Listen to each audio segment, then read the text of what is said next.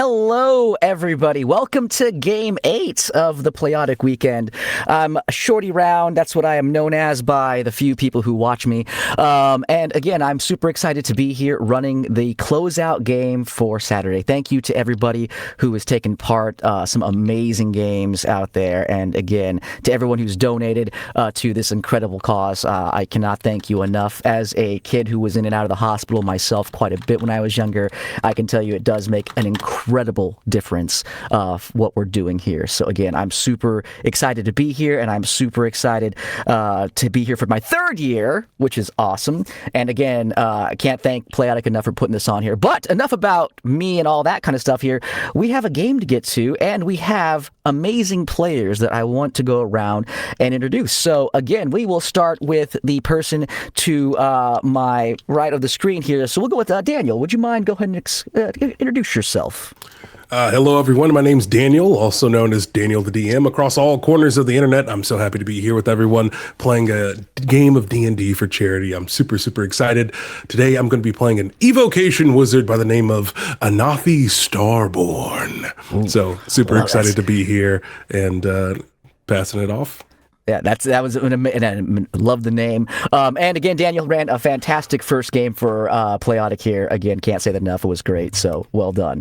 Thank you. It was very cool. Yeah, very cool. All right, we'll go to the next person down on my list here. It's Kayla, I believe, is on the next part of my screen. So go ahead and introduce yourself. Hi, everyone. Yeah, my name is Kayla. I am also known as KiloBean5000 on any social media that you'll find me on. I'm a variety streamer, TikTok creator who does a lot of D&D memes, but don't stream D&D that often. So I'm very happy to be a part of this weekend. I also will be playing Cleaver, who is a barbarian.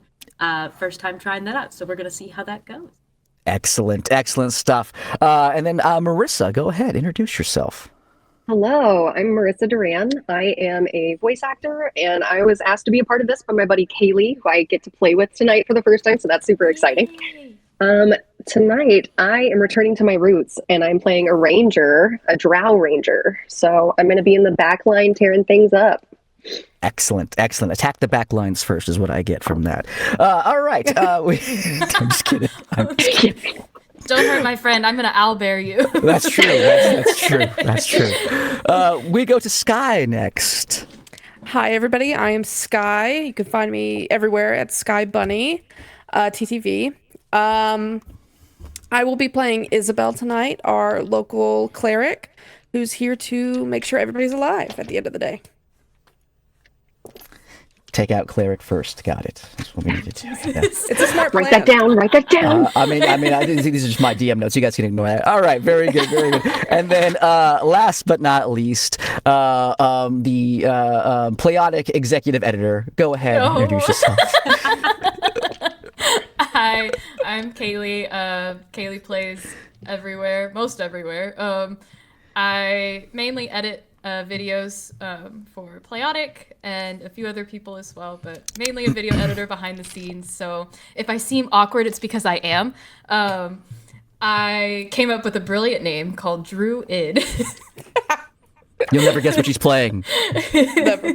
A warlock. Anyway. How could I have seen this coming? So I'm playing a druid because that's what I know how to play. From I love to wild shape and I love to throw ice knives, but that's now fireball. Okay. So because we're 17, so I was like, fireball. Yes. We are level 17 for this game here, so expect a lot of hard-hitting, heavy-hitting, and high rolls. Right now, currently, with our Playotic surges and stuff like that, from everybody who was so gracious to donate and stuff, our players are getting a +4 currently to any of their rolls. I am getting a +12, which is great for me because I usually roll like garbage. So... Let's go. Let's get into it. So, the premise for our game tonight. You all are battle proven, battle tested. You are heroes, legends in your own right. Level 17 warriors. You are the Grand Knights, mages, agents of the Wardens of the Last Light, an ancient order that goes out doing as much good as they can for the world. You have had many successes. Many legendary creatures have been vanquished and slain. You have saved cities, towns, and you have earned that brilliant and rewarding retirement, whatever that may be for all of you.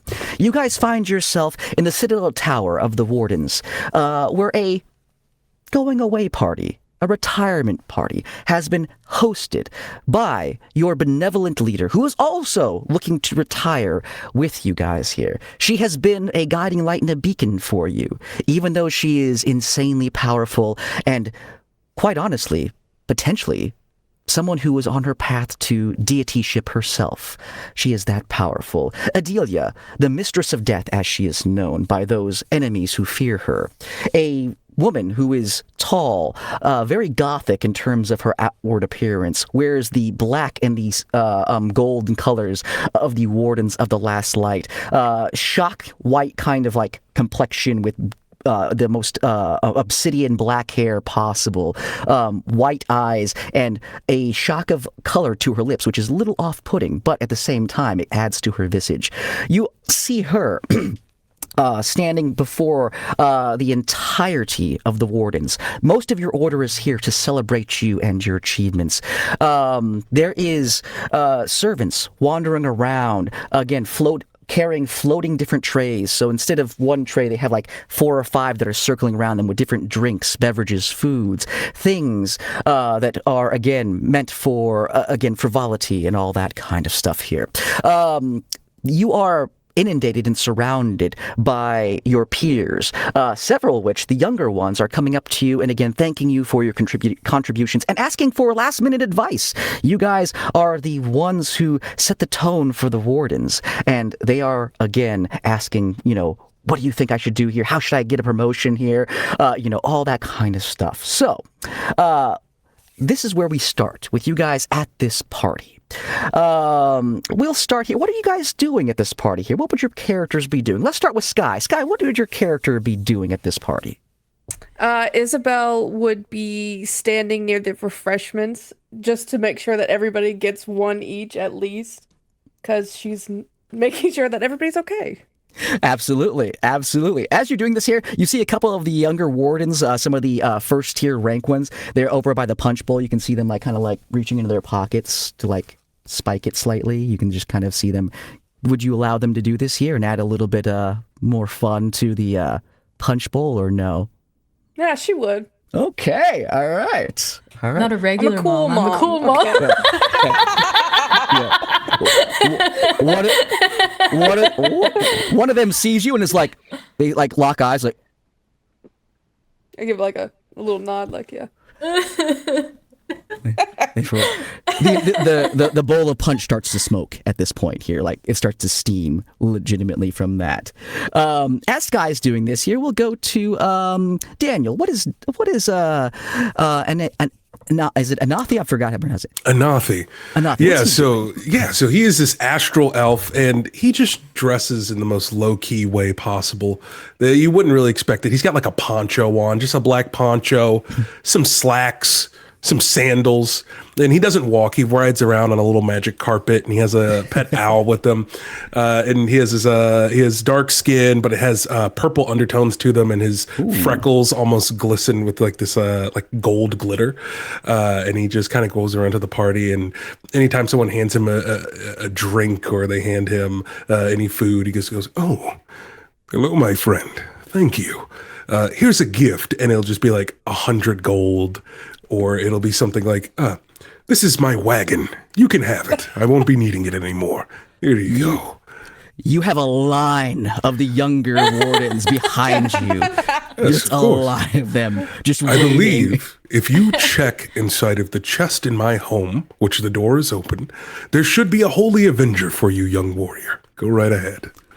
Okay, thank you, sir. And he just turns and he runs out. This is one of the new recruits who's barely 15 years old. He runs to your house to get this. Yeah, earlier that day he had a yard sale, but there was no price on anything, and you could just show up and take what you wanted. Everything must go. That was the only caveat. Even the fixtures. One of your wizard friends kind of like walks over and goes, "Oh, hello, Anathi. So, what are your plans after this? I hear that you're getting rid of most of your possessions." Yes. As you know, I hail from the astral sea, and I have a cosmic journey ahead of me. And it is time that, there goes my camera, but don't worry about that. He cast darkness around himself. I know. I'm just pranking you. Don't worry. I'll be back any second now. And, ever the prankster, this one. Ever the prankster. I have a journey that awaits me, my friend. So I have no longer any need for these material possessions. Very nice. Very good. All right. With that, we go over to, let's go to Kaylee. Druid. What is Druid doing at this party? I'm standing in the line that Anathi created.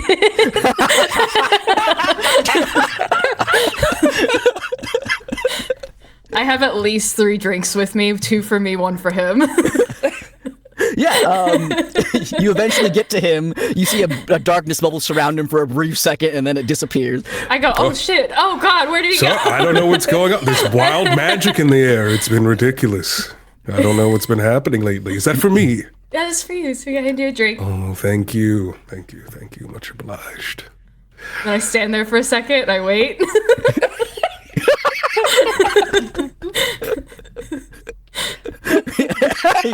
you guys stare at each other awkwardly. I'm sorry, I'm not familiar with this costume. What are we doing? And then I back away slowly. Very good. This world has such strange customs. All right. We go over to Marissa. Go ahead and introduce. What is your character doing at the party today? As soon as Valanthe entered, she was immediately looking for the brandy. So she grabbed one and then walks to a corner, leans against the wall, and is just kind of sitting there brooding, watching people go by. She has lots on her mind. Okay. As you're sitting there brooding, you see a few younger-looking rangers, kind of like they're like, "Should we go ask her? No, you should go ask her something. She looks like she doesn't want anyone to talk to her." They are again. You're very noticeable to you as far as that. They are like kind of like scooching closer and closer to you. Do you do anything? I think all she says is, "I won't bite." Oh, okay. We're so sorry, ma'am. You're so like amazing. First off, we just wanted to know, like, we're going out for our first real kind of mission here. We're going into one of the forbidden forests, and we just wanted to know, what do you think we should do in order to, prepare ourselves for success? No, I remember when I was your age and how excited I was to go on my first adventure. I recommend sticking close to the pack, especially in a forest of that nature. You never know what you might run into. Oh, okay. What about, like, what should we prepare for, like, to make sure that we're okay in terms of, like, combat and things? Be sure you have your best bow and arrow. Best bow and arrow. Have you stopped by the shop recently? Might be worth checking out. Oh, yeah, we should probably go step for the shot. They can hang on your every word as you're saying this. The brandy that you're drinking, too, has a very, very, very, very top shelf stuff that you're drinking and enjoying right now. So, very good. And then last not, Killa Bean, go ahead and introduce your character. Yeah, so I feel like Cleaver is probably, like, also kind of off to the side. Not because they don't want to interact with anybody, but solely because they're just socially awkward and don't really know how to, like, being a Warforged, I like to think, like, people have come over and handed them drinks and they're just holding them. Like, they've got, like, 3 glasses in their hand that they don't really know what to do with anymore. And they're like, oh, thank you. Druid goes and takes a glass from them. Just walks by, snatches. You get, like, a very, like, you hear, like, oh my god, thank you.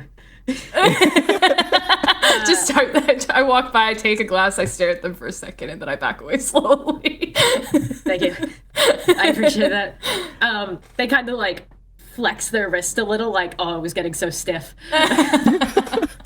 But yeah, like interacting with people as they're coming up, but it's just kind of like, I don't know how to respond to you. I love it. I love it. I love the group is so awkward already. I love it. As you guys celebrate with some of your friends here, again, the room is adorned with, again, the unique artwork of the Mistress of Death, your leader in this. Strange looking kind of like sculptures, visages of monsters. You see that there are, again, trophies of the creatures that you have all slain across your various escapades and things. She invites you all up to the stage where you're all at, as again you get a warm round of applause. Again, one of the mages like skywrites outside. You can see several like pyrotechnics go off, and it says thank you to the wardens. As far as that goes, again, it's very they spared no expense in this going away party here. And as the mistress brings you all up here and she goes, hello, you all look fantastic. She looks at all of you, and she goes, I know that most of you are not for celebrations and stuff, but I do appreciate you playing along. And again, it is important to the order to make sure that we celebrate our contributions. She looks at all of you and she goes, we're all planning on retiring after tomorrow. What are some of your plans after this? What are you all going to be up to with your newfound freedom? Well, my friends, I've been here for a few 100 years, but I think it's time to continue my journey around the cosmos. I've been journaling and keeping track of all of our adventures, but it's time. The astral sea calls to me yet again. She looks and she goes, and I have seen into your future, my friend, and I can assure you, you are going to do great things and leave your mark on the astral sea as you have here with us. No, she looks at the rest of you. She looks at the rest of you and says, what about the rest of you? What are your plans after this? I'm gonna go to the woods. I currently plan to try and find just a lumber mill, settle down. I'm talented with an axe. It's the thing I know how to do. Oh, okay. So you're going to go into wood chopping. Yeah. Oh, it's a simple trade. Simple trade. Yeah, I figure it'll be nice, quiet, peaceful. Gets me out of my own head. Oh, well, I am sure that you will be the best wood carver out in the woods. Very, very good. She looks over at a druid, Isabel, and Volante. Okay. What about you? What are you all going to be up to? Well, I'm going to open myself a small little hospice temple by the sea, help people pass on, and then maybe finish my book, Light Without Judgment, Lessons from a Life of Light. Oh, that is so... you sent me your first draft a little while ago. I've been meaning to read it. It sounded very good here. Now that I have some free time, it'll be the first thing that I do once I have some free time here. Thank you. Of course. And she looks over towards Druid and Volante. What about you two? What are you going to be doing? Well, I've spent most of my life devoting my services to the care of others, and now I find I need to devote time to myself. I look forward to discovering my own truth after this. Fantastic. And I'm certain that you will find the truth that you seek. What about you, Druid? I see you have several cups of alcohol in your hands. Druid takes the longest sip ever of alcohol and stares down the Mistress of Death and says, "That's a wonderful question." It's fine if you don't know what you're going to do afterwards, Druid. It's all right. Not everybody has a plan. Sometimes you go wherever it is the fates decide.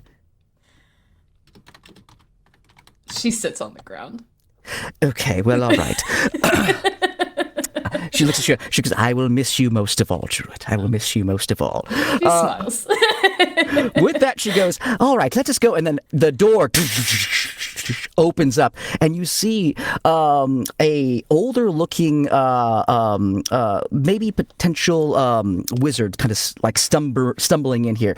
Classic long kind of graying beard, tiny like half spectacles that are squared, and what looks to be like kind of like an accounting hat on his head. And he like kind of hurries in. He goes, excuse me, we must stop this first. I need to speak to the Mistress of Death and you five. And she goes, oh, goodness gracious, Alistair, now's not the time for this. He goes, oh, no, I need to talk to all of you. It's quite important. She goes, to our office here. She turns around, and the wall that was behind you, which had decorations, she waves her hand. The paintings flood backwards. The bricks kind of fold back in place and revealing a doorway to her sanctum. She enters in, and the rest of the crowd is murmuring, going, what's going on here? They're all kind of like trying to see, what is happening here. And as you all get hurried in, he kind of comes, he goes, I'm sorry to interfere in the going away party here, but we have some dire news, mistress. And she goes, calm down, tell us what it is. Well, the dwarven city, the great dwarven city of Tithia has called for aid. They request the wardens be dispatched immediately. It seems that some sort of nefarious creature has taken over the Golden Bank vault. And she goes, oh shit. She goes, well, that's a problem. He goes, I know it's a problem. Yes, it throws off all of our bookkeeping. Do you know? He looks at all of you. She goes, all of your plans and your travel arrangements and things, your 401ks were in that bank. Unfortunately, your retirement funds are all currently sealed away. Anathi, this might trouble you most since you were planning on using some of that to travel to the Astral Sea. What? Oh.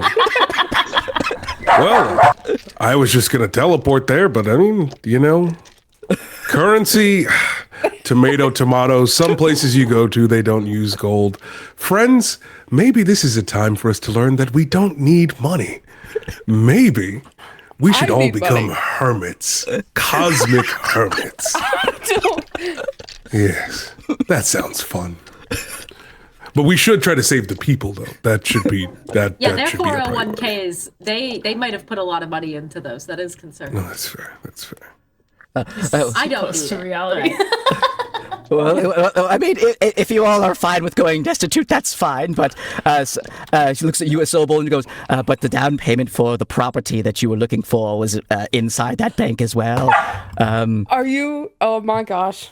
I'm going to lose the place. There was this other couple that was bidding on it. I don't know what they wanted to do with the building. They were planning on demolishing it, and they were planning on opening up a few outlet chains and things like that. Is what they were planning on doing. But I think yours is more noble of a cause. It's definitely more of a noble cause. But yes, unfortunately, Asobo, the guild will not be able to cover the down payment that you promised to them for that. When do we leave? Because I need that down payment. The Mistress of Death goes, yes, I also had most of my retirement locked up inside that bank. Supposed to be the most secure place in the verse. Apparently that is not true. She looks at all of you and she goes, I'm terribly sorry to ask of this on your last day, but are you up to one more challenge?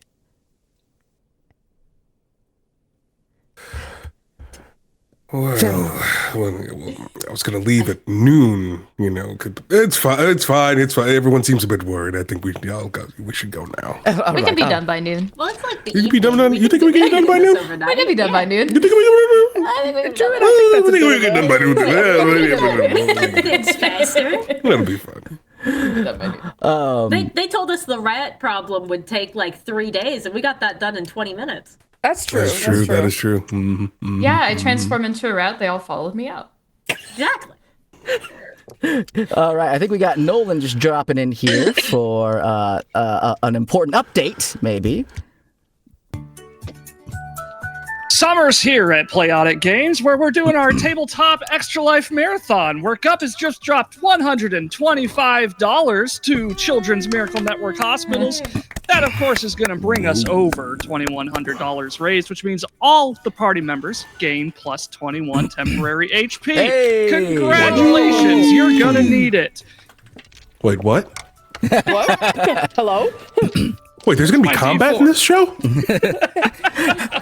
Guys, I thought Where's we the were just cameras at? having fun. I thought this was a silly, goofy time. That's This true. I'm being is pranked fun. right What now. are you talking about? For the sake of these chaos surges, Daniel will be player 1, Kaylee will be player 2, Kayla will be player 3, Marissa will be player 4, and Sky will be player 6.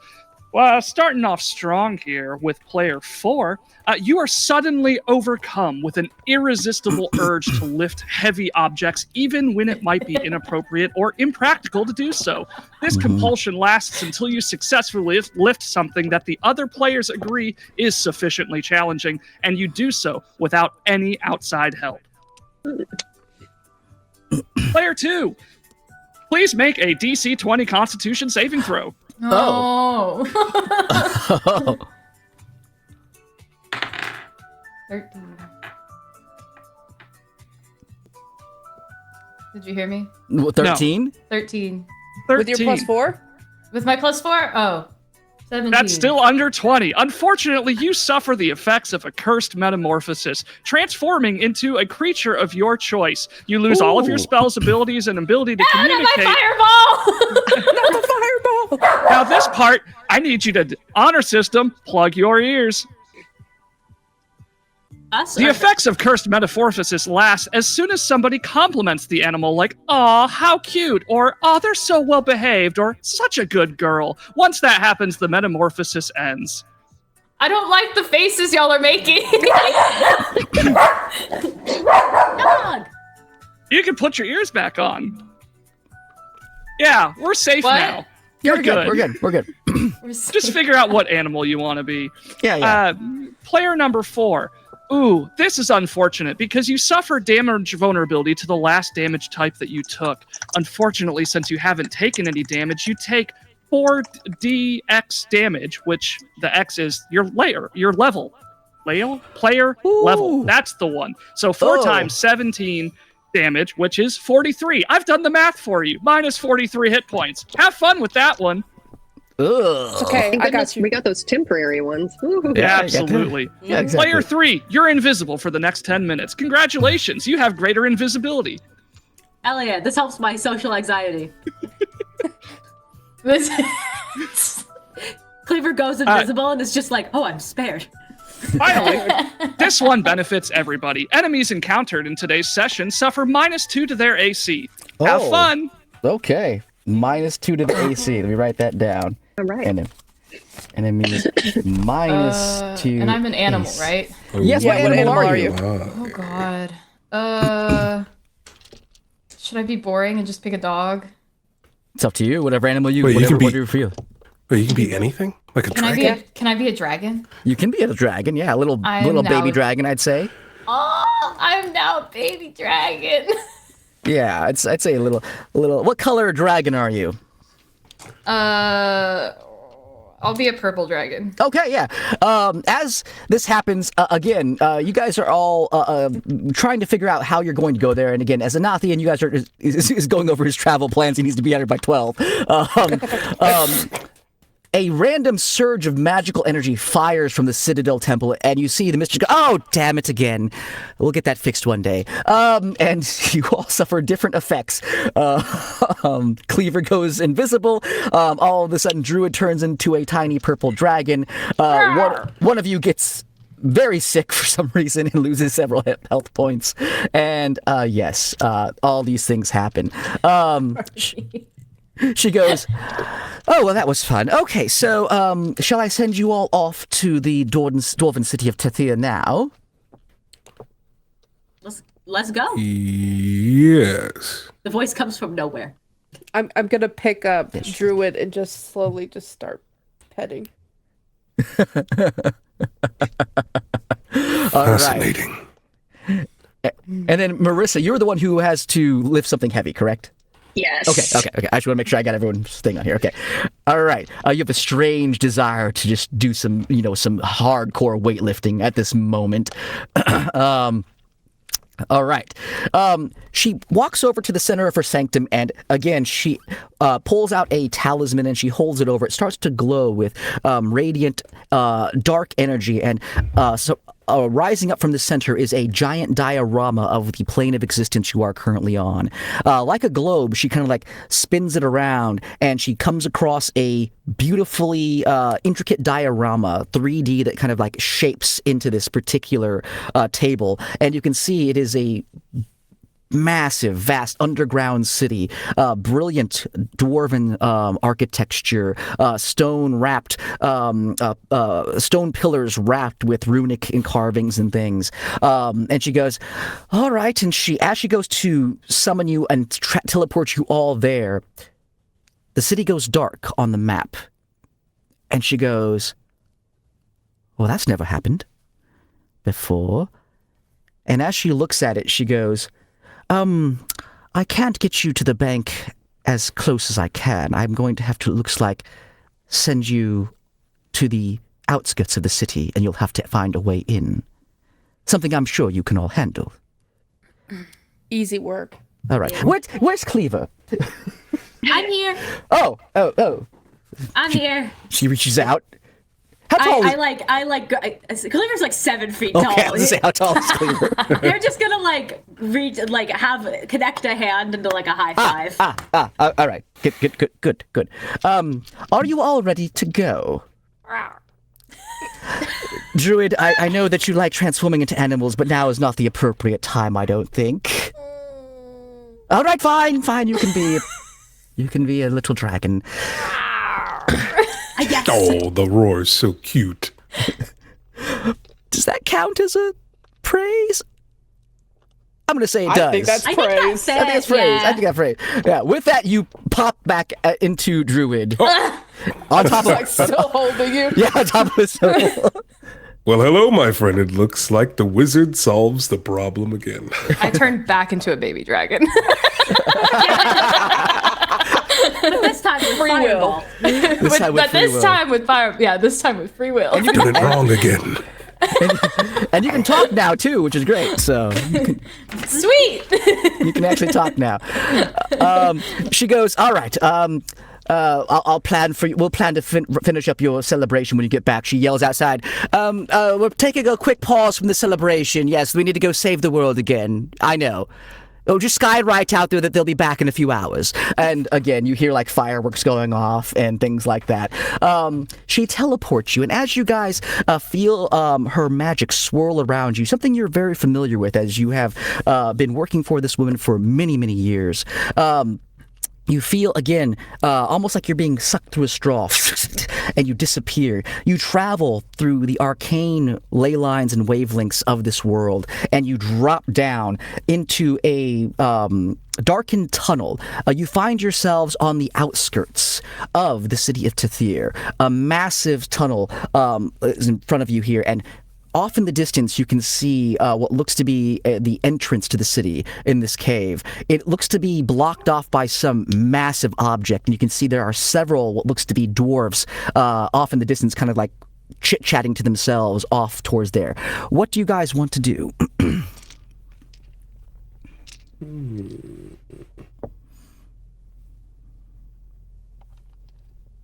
I wild shape back into a human.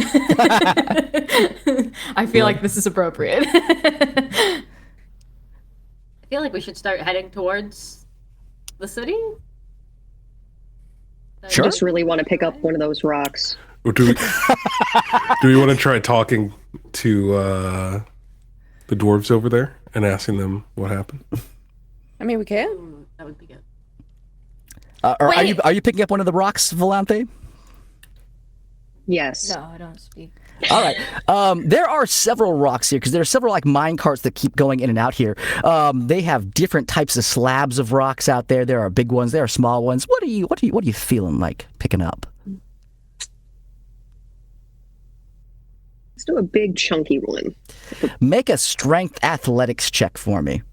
Ooh. You have a +4 to this as well on top of your whatever modifiers.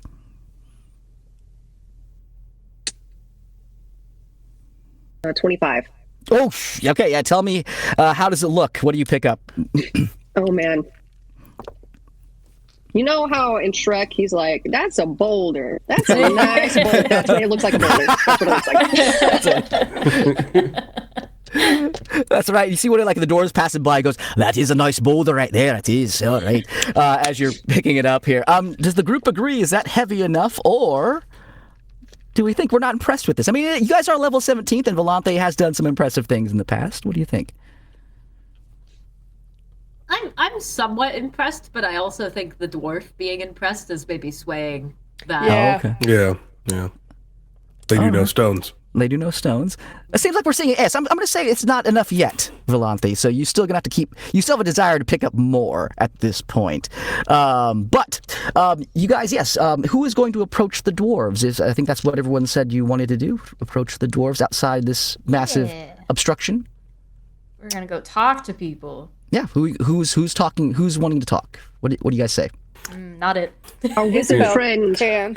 I'll go with my +0 charisma. Why don't I? Oh wait. Can I Hello, my friends. Salutations as I float towards them with my my owl. They have all black feathers, and they have little spots on their feathers that looks like little cosmos on them. And we love it. float up together. Of course, it's a very bougie owl that doesn't like to fly unless it's combat. He also rides on the magic carpet as well. Does he have like a As we approach. little cape around his neck? More than that. Okay, not only is it a cape, it's a mantle, and it has a little collar, a little white collar for a bow tie. But he doesn't wear bow ties because it's not an event like that.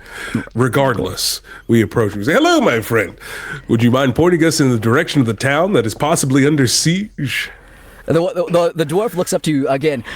Classic dwarven kind of stocky build, wearing it looks to be like almost like a blacksmithing apron and stuff, covered in like soot and stuff. He looks at you, he goes, "Oh, look at you there, fancy boy, right there. It's right behind this big ass fucking boulder right here that's blocked off the entire city. What are you going to do about it? We asked for help. It looks like y'all came here, but I see the lass over there. She's lifting some boulders of stone. That's pretty impressive, actually." Well, let me tell you, she has a hankering for lifting very heavy objects out of nowhere. This almost seems like the perfect serendipitous situation for such a thing. All right, she gonna come over here and lift this rock out of the way. Me and the lads here, we haven't been able to get it even budged yet. I suppose I might as well. Might take a few of us. But I will do the brunt of the heavy lifting, I think. All right. Several of the dwarves look at you and like, how tall is Volante? Is she taller than dwarf? 5'4", so probably. A little taller than dwarf as you walk past there. They start taking bets to see if you can actually lift this boulder. It is a massive boulder. I also start taking bets. Are you betting for or against Volante? Yeah. Oh, 4. She's my friend. I love her. All right. One of the Hell dwarfs goes, how much you putting down there on this? I give her 3-1 odds that she can actually do it. I don't think she can. Did Anathi give me anything? Did you give me any gold or anything when I gave you a drink? Yeah. You want me to roll to see how much I gave you? Sure. Yeah, see how roll. much? Because I'm putting it all down on Volante.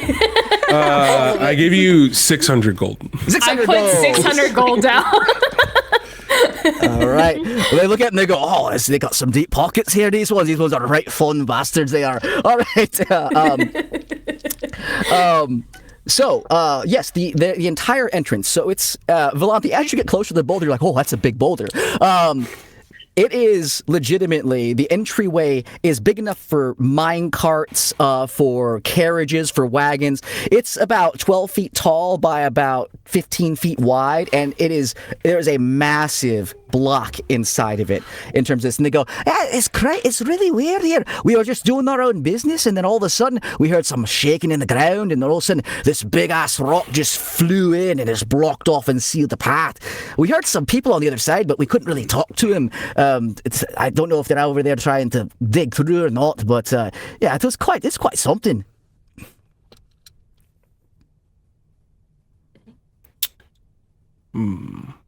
What are you all wanting to do with this? I place my hand on Volante's shoulder, and I say, with the guidance of the stars in the cosmos, you shall move this boulder. And I just cast guidance. That's All right. That's good. So I think you get to add a, let's see here. Was it D4? It's a D4. D4 for guidance. Okay. And then, Isobel, Cleaver, are you guys doing anything? I think I'm gonna see if Volante can do it on her own first, and then if not, I'm gonna come in and try and help. I want to give her the moment, Okay. but I'm like ready to step in when needed. All right. We'll say you're still invisible too, at least for the next few minutes. So you're there, but you're still invisible. Wait, actually, if I'm invisible, can I try and help and make it look like? Yeah, absolutely. Like you're doing it all on your own? Yes. Absolutely. Cheating. Absolutely. All right, Isobel, what are you doing? I've got my healer's kit out, just waiting to triage. Thank you for the vote of confidence. The responsible one. Oh, this is how you herniate discs and do that. All right, I don't think we're covered under our insurance for this, guys. Oh shit, no. And then, Druid, what are you doing for this? I was just taking bets. Okay, you're still just taking it. Okay, all right. So Volante and Cleaver, you make your way over to this massive boulder. How are you going to try to approach this, Volante? 'Cause you know that Cleaver's invisible, so you maybe get the sense that she's probably going to help you out. But how are you wanting to approach it? It is, like I said, 15 feet wide, 12 feet high, massive stone boulder. I think at first she tries to like wrap her arms around it and quickly realizes her wingspan is not nearly big enough. And so then she just kind of like goes to put her arms under, like she's going to do squats or something, and goes to like up from her legs, hopefully. Okay. As you go to first hug it, the dwarves they look at you, Drew, and they go, actually, you know what? I think the odds got a little worse right now for her. I think they did. Yeah. I just start mumbling under my breath. Shit. All right. And then Cleaver, you're just kind of like watching her and then trying to help. What are you trying to do? Yeah, I'm gonna try and like as much as like to the others, like because like obviously when you're picking up something like two of you, you're trying to go like kind of on opposite sides. So I'm trying to like position myself where I'm like somewhat not directly next and like lifting from the other side to kind of help give from the other half. I love it. I don't work out. I don't do weights. I don't actually know this in real life. I love it. All right, This is my fantasy logic. Both of you make me strength athletics checks. You have a +4, and then Volante, you actually have a +4 plus another 4 because of our current surges and stuff. So.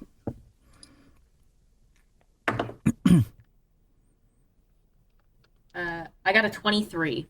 Okay. I got a 22, and then do I roll a d4? You roll a d4, yes, and add that Great. to it. Oh wait, I gotta add the sorry, it's 20 because I have to add the 4. Oh yeah. 27 then, right? 27. 27. Yeah. Okay. Wow. Yeah. Teamwork. We are strong. We are strong. Anathi's like looking in disbelief. He's just going, This is shocking. he looks at Okay, I got Anathi a and goes, 24. she's beginning to believe.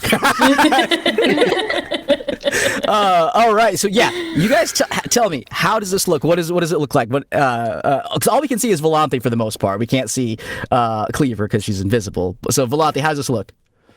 I think it looks like you might imagine, like this tiny, thin drow who does have some muscle is like kind of like shaking and quivering under the weight of it, but somehow it is being lifted off the ground. And then even she, as she realizes it's coming off the ground, she kind of looks around like, wow, okay, maybe I'm stronger than I thought. And maybe there's like a realization of like, I didn't realize Cleaver was helping. Well, I don't know. I don't know. You heard Anathi going, she's beginning to believe, and maybe you are just that strong. Incredible. I'd say Cleaver as well is impressed though, because like they're doing like some of the lifting, but honestly, this is way easier than they were like expecting because of what you're contributing. Yeah, and love it's it. just like, oh my god. Okay, let's do it. You just Love hear it. Looks over at the dwarves and is like, "Are you not entertained?" you just hear far in the background, "Suck it, bitches!" All right. As you guys do this here, and I'm going to say we're all impressed. It sounds like it was universal Yes. impressed. So, Volante, you are no longer wanting to pick up heavy things because as you pick it up and it starts to come off the ground, you and Cleaver both notice as the boulder starts to separate and you see and it starts to rise up. It sounds like arcane glyphs going off. Underneath on the ground, you can see several arcane glyphs wrap around the edge of this thing, and a massive explosion happens. I need the two of you to make me a strength saving throw, please. Glad I'm good at those. Oh no. What have we done? Is this a spell? This is a spell. Yes, this is a spell trap that went off. I get advantage. I got a against 22. 22, okay. that. Sorry, I'm really bad at math. Plus the 4, Yep, plus 4. 28. You both save, but as the explosion goes off, were any of the dwarves nearby? Yeah, there was a handful of dwarves nearby. They were excited about this. You take 66 points of damage halved as this happens. A blast, a shockwave goes off. There are 3 dwarves that were like standing behind you guys going, "Oh my god, look at and they get blasted apart. The shockwave goes off, and as you guys kind of like get knocked backwards, again, you guys are hardened, battle-ready individuals here. You've activated your seasons of traps before. This is a pretty serious one. It takes a lot of magical energy to set this many kind of arcane glyphs around a particular entrance, but the entrance to the city is clear, and on the other side, you can see there are several dwarves, but they all look like they are, again, kind of like staggering around, almost like they're in some sort of a daze or a trance. And as the blast happened, you kind of like, everyone's looking through this rubble and the smoke. One of the dwarves turns and just looks at all of you, his eyes kind of like pale, shock white. And again, his veins kind of like jet black as he's looking at you all, and they all kind of like raise up like different kind of weapons, hammers, knives, and things. There's about 20 of them, and they rush towards Volante and towards Cleaver, who is just about to come. I will say at this point, Cleaver, you've become you reappear at this point because it's been about 10 minutes, we'll say. I just pop back into existence, and then I realize they see me, and I'm like, shit. Yeah. Since I said that I was ready to heal, can I put off a healing spell before anything? Yes, absolutely. What are you putting off? I am going to do a 3rd level Cure Wounds with my meta magic, so I can hit you both with it. And because I'm a 17th level cleric, it's automatically max die, so you each get 60 healing.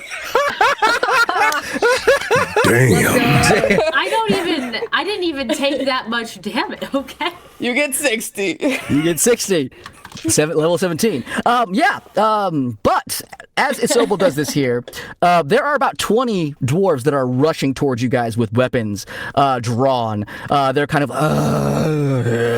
and they're just rushing towards you guys. What are you doing? Ooh, scary. Are we still holding the rock? No, the rock's been blasted apart. You guys. Okay. I was like, can we throw it at them? But You have chunks. There are chunks of rock that you guys have. You can definitely throw it at him if you want. I turn to Anathi and ask, "Is it time for fireball?" Drew, it's always time for fireball. Yes, I throw a fireball. What level do you throw this at? Ooh, what level can I throw it at? You're level 17. You can throw it at a pretty Any high level. Ooh, just start with level 9 and go down from there. You know, that's start at level 9. I throw it at level 9. I should probably not use that, huh? Probably not. Maybe not at level 9. Maybe not. But don't let me stop you from doing what you want to do. It's a one shot. You get crazy. It's It's one shot. It's going to get crazy. I will throw small fireball first. A small fireball. Okay. We're testing the waters. Just a little guy. We're throwing. I think the lowest level is 3rd level. Yep, 3rd level. So, what's your spell save DC? I'm gonna roll for the dwarves attacking you. That's 17. 17. All right. We'll do a group roll for them. That is, well, I get a plus 12, and it's 17. You said. I don't like this. But I was just 17. Yeah. All right. 3 plus 12 is not 17, so they still fail. Yes. Roll me damage, please. All right. Let's see. 26. 26 points? 26 points. How would you like them all to die? They so a singular point of how does Nolan describe this? However you want. It's your fireball. You tell me. I develop the fireball. A singular point of light erupts from my fingertips, and it starts growing larger and larger and larger, and drops right in the middle of all of the dwarves. Okay. And it just missed them. Oh yeah. They turn into ash as this happens. A brilliant fireball fires off, explodes all around them, and they are all gone. You can see several of the dwarves that again owed, like you were betting on. They just kind of like just watch, and they hand over a sack of coin to you. I turn to Anathi like, "Are you proud of me, Dad?" Wonderful technique. Yay! Vananthi and Cleaver, you guys get hit with a wave of heat as this happens, and then just soot and ash they are the enemies are clear. These were just Joe Schmo dwarves that were seemingly possessed by something that are now no longer there. So, what would you guys like to do? The entrance to the city is clear. You can see as the dust settles and everything else, the bright lights that are the furnaces and the forges of this legendary dwarven city of Tethir. You can see next to you there is what looks to be the brilliant lightning train that they have that goes up and down and surrounds the city here that they use to travel quickly back and forth because it is a massive underground city. What would you all like to do? I think as we're trying to get to our next destination, I am going to ritually cast telepathic link. Okay. So that we could all still be able to communicate in case we want to split up or go different distances. So that'll probably take until we get to like our first destination since it's, ritually being cast. But I think I'm working on that in the background as we're trying to figure out a direction. Absolutely. Easy enough for a wizard of your status to do. What is the rest of you guys doing here? Again, you're sitting in the middle of a scene of destruction right now. I'm just gonna kind of dust the ash and rock bits off my eyeballs. That little windshield wipers. Yeah. Does someone want to take the magic carpet and get higher in the air to get a look around? See if they see anything that piques interest. Sure. It's a good idea. Steps on it. Hop off. My owl still remains there. His name's Steve. He will not leave that magic carpet. And as you get on top of the magic carpet, I just go, yip, yip, and it whoop, goes up into the air and keeps rising until you get a good vantage point. Is your magic carpet named Appa? Yes, it is now. It absolutely is now. It would have to be. It could not be at that There's point. no other option. All right, so as Volante gets on with Steve and soars off into the sky, what are the rest of you guys doing? Chilling. Okay.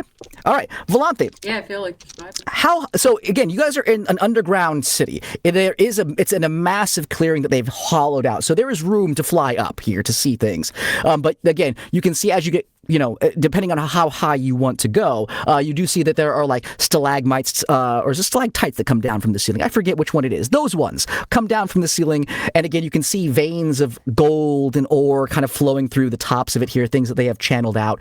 How high are you wanting to go? And what are you trying to look for? Wait, is it me or is it Isabel that went? On Was That it- was Isabella. Was it It was Isabel? I'm me. sorry. I got confused. I'm sorry, Isabel. It's all good. I was like, I mean, I guess I snuck on My it. apologies. I No, don't my know. apologies. My Snuck apologies. on there.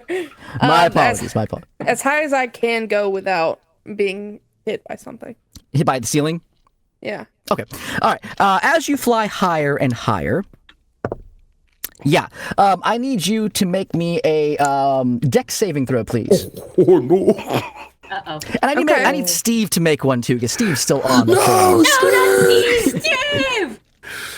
What have you done? I'm sorry. You're flying up in 21. the air. 21. Okay, that's good. What did Steve get? A 4. Oh, ooh, okay. So Steve. Okay. Steve, I'm sorry. Okay. Steve, no. Isabel, as you fly up here, you're surveying the damage. You kind of slide through the tunnel where the remains of this battle were, and as you start to scale up here, it's like your head hits the top of an invisible field, and as you bang into it, a shock of energy gets sent through your body. You take 18 points of lightning damage halved, and then Steve takes 18 points of lightning damage. I don't know if Steve is going to be okay. How much health does Steve have, Anathi? Steve has. Oh wait, hold on. It's a D4 -1. Don't worry. I Oh, should okay. roll high enough to be able to survive this. Let's see here. So, I rolled a 2 -1. That's a 1. Okay. So minus the 18. Carry the. Yeah. Yeah. He's gone. Yeah, he's got, okay. He's gone. Dying? Isabel, There's nothing to spare. Isabel, as this happens, you bang your head and you feel this shot go down your body. And as this does, all of you see the ripple effect from this shock wave radiate out. It seems like it covers the entire city, which is possibly why your Mistress of Death could not bamf you into the city directly. And then Isabel, you look down and you see Steve just legs up, feather sizzling. I'm going to be in so much trouble. Oh my God. What do I do? How's it going up there? It's going great, buddy. Okay, good. Just got so don't wrestle excited. around too much. Steve gets scared when the rug Does it smell like wrestles. fried chicken in here to anyone else? Just wondering. No. Steve's going to be okay, buddy. And I just slowly lower down, holding Steve in my arms. And the arms of the angels just playing in the background. What have they done? Look how they tried. massacred my poor boy. I shall rain down hellfire, unlike anything the cosmos has ever seen, upon these enemies. And then I snap my fingers and I summon him back again. I spin the spell slot. Yes. I was gonna say, can I put a comforting hand on your shoulder? Like, you'll be okay. Thank you. I was gonna start chanting fireball, fireball. He doesn't like going back into the fade. You don't understand. It's anxiety. Oh yeah, so with that, Steve is back, which is great. Everyone's happy that Steve's back. Steve's back. So yes, there is some sort of magical shell around the city. You guys have now discovered. Can I then cast Detect Magic? I won't do this ritually. I'll spin the spell slot for it. Okay. And I will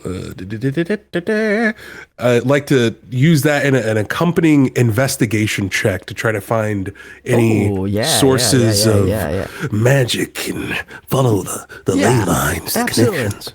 I would say at level 17 with Detect Magic's help, you don't need to roll for this here. You easily see the remnants of the glyphs that were around the edges of this here. The entire city's like outline, even though Detect Magic only goes out so far, you can kind of get this sense because of how powerful this magic is wrapping around the city. And you do notice there is another glyph that is centered in the center of where the fireball was with all the now ashen piles of dwarves.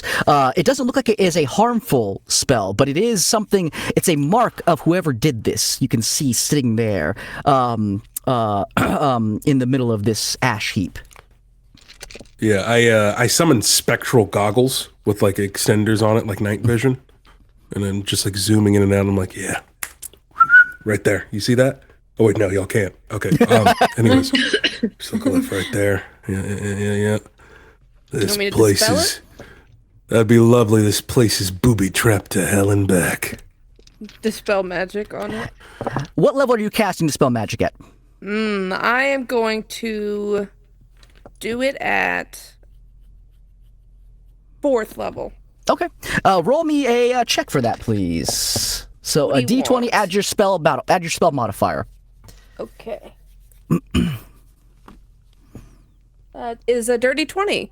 A dirty 24 with 20. my +4. +4, excellent. Yeah, you Nice. cast Dispel Magic, and again, the as you're watching this, Anathi, the spell sigil fades out. Good. Now, I would say, since it now fades out and your goggles are zooming in and out here, you do recognize the sigil of the glyph. It looks to be of a particular deity that you have all had interactions with in the past. Not maybe directly, but you know of this creature. It is one of the chaos gods who exists in the world. Someone who has had run-ins with your Mistress of Death, who kind of gave her status a little bit in terms of their old conflicts. A powerful and a little bit insane enemy. And he's trying to steal our 401ks. Yes, he is. Jeez, how dare he? That fuck. He's back. Our chaotic deity nemesis has returned. Well, I guess we send chaos back Let's do this. with violence. With violence. Fireball! All right. How are you Soon. guys traveling towards the bank? Again, you have a location of where you feel you need to go, but this is a big city. There's many ways to travel. Obviously, you can try to fly, but there are hidden barriers around. There is the lightning rail next to you. There is the streets that you can again travel down. How are you wanting to travel? Is there like any carriages nearby? Just absolutely. unused carriages? Absolutely. I wild shape into a horse, Ooh. and we create a horse-drawn carriage. Okay, yeah, absolutely. Easy enough. You hook yourself up to this horse-drawn carriage, and you start making your way down the city streets. As you make your way through the city streets, is there anything that you guys wish to do or prepare as you start to make your way towards the center where this golden vault is at? Hold on, this is for chat. This is the sound a horse makes. You're welcome, chat. I think Anathi is going to have the magic carpet placed on top of the cart, and he's going to be sitting on there, crisscross applesauce, and he is going to cast. Let's see here. I think to prep, he's going to cast Crown of Stars.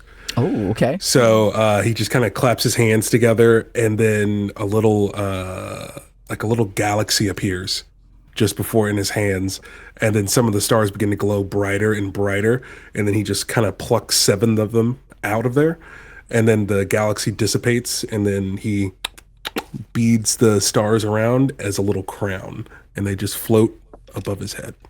Love it. Brilliant. Absolutely love it. All right. Since we have Druid driving the carriage there, Druid, make me a survival check to see how well you can navigate the city of Tathir. Okay. I got a 5. Oh, okay. You don't navigate great around the city. You you get turned around a few times. You have to do like a 3-point turn to back out of certain like dead ends. Wait, guys, wait. No, we got to bring it back. No, I can see.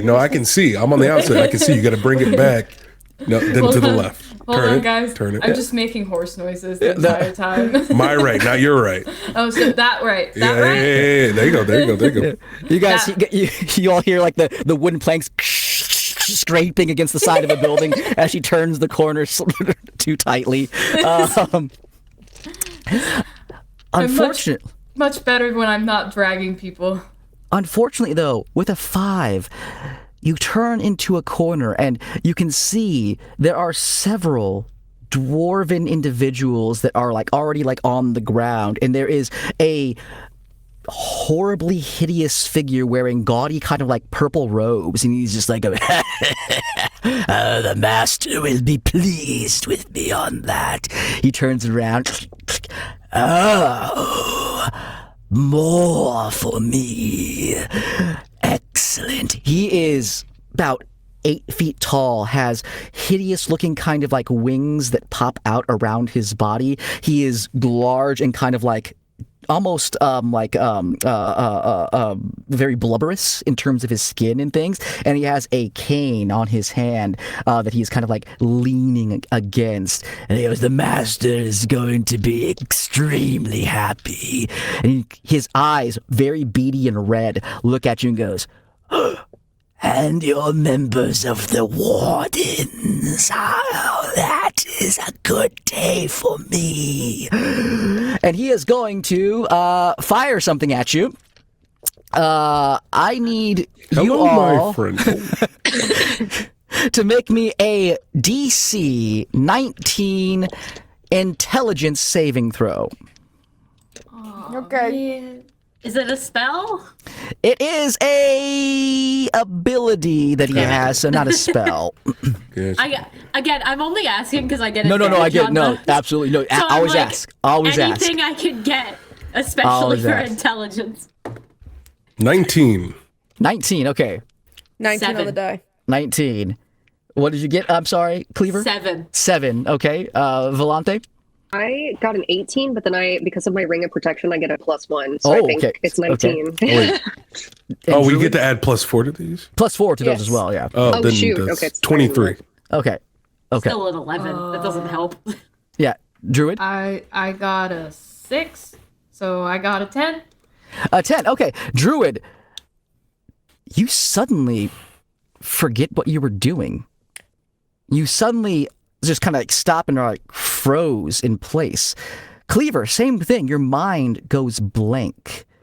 You're not sure what just happened. And you both take 26 points of psychic damage. Oh. I was going to say that's not new for Druid, but the damage is new for Druid. The rest of you take 13 points of psychic damage, but you don't forget anything. You guys are free to act. But Cleaver and Druid, unfortunately, you are technically stunned at the moment. And the creature starts like kind of like hobbling towards you all and going, oh yes, it's going to be a good day for me. Yes, it is. What are you guys wanting to do? Well, I'm still a horse. Yep. A very how far away is he? confused horse. He's about maybe 40 feet away from you guys. He's getting closer. He's like walking, stumbling up towards you. I would like to guiding bolt this son of a bitch. Go for it. Roll me an attack. I'm gonna do it at 4th level. Okay. Excellent. That's a 17 plus 14 to hit. That hits. Okay.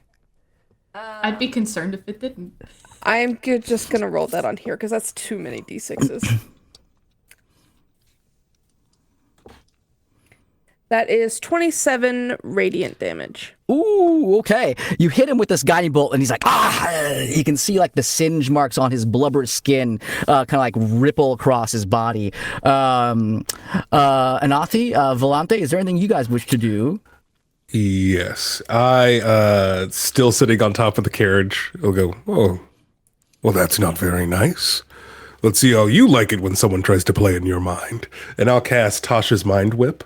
Ooh, So okay. he needs to make a DC 24 intelligence save. Oh, now see, I would normally be much more worried about this, but I have a +12. Plus 12. So +12. That's how what it I want to say. Let's see. That is a 18 plus 12 plus his modifier. So that is a save, unfortunately. Darn it. And then I will still shoot, use my bonus action to shoot one of the crowns. Oh, yeah. Go for it. One of the stars from my crown. Go for it. So You have let's advantage. see here. Ooh. Because a guiding bolt. Guiding bolt. Yep. Advantage. Phenomenal. That is going to be definitely need that advantage. 17 plus 20, a 37 to hit. Yeah, that'll hit. That'll hit. I'm pretty sure. That is going to be 4d12. Oh, shit. Ooh.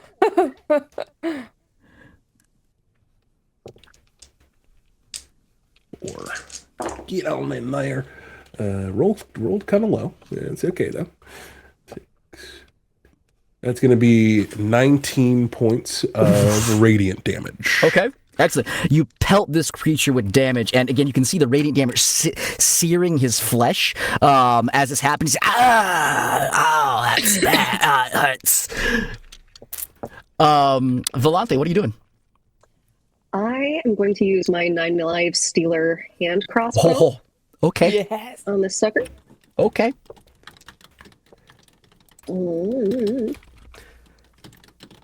It's a 21 to hit. Yeah, it hits. Sick. It hits. Alrighty. That's 5 damage. I rolled a 1.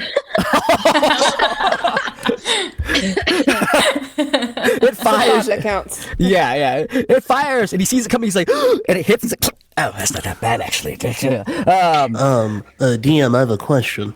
Yes. Now, do our +4 to all rolls include damage?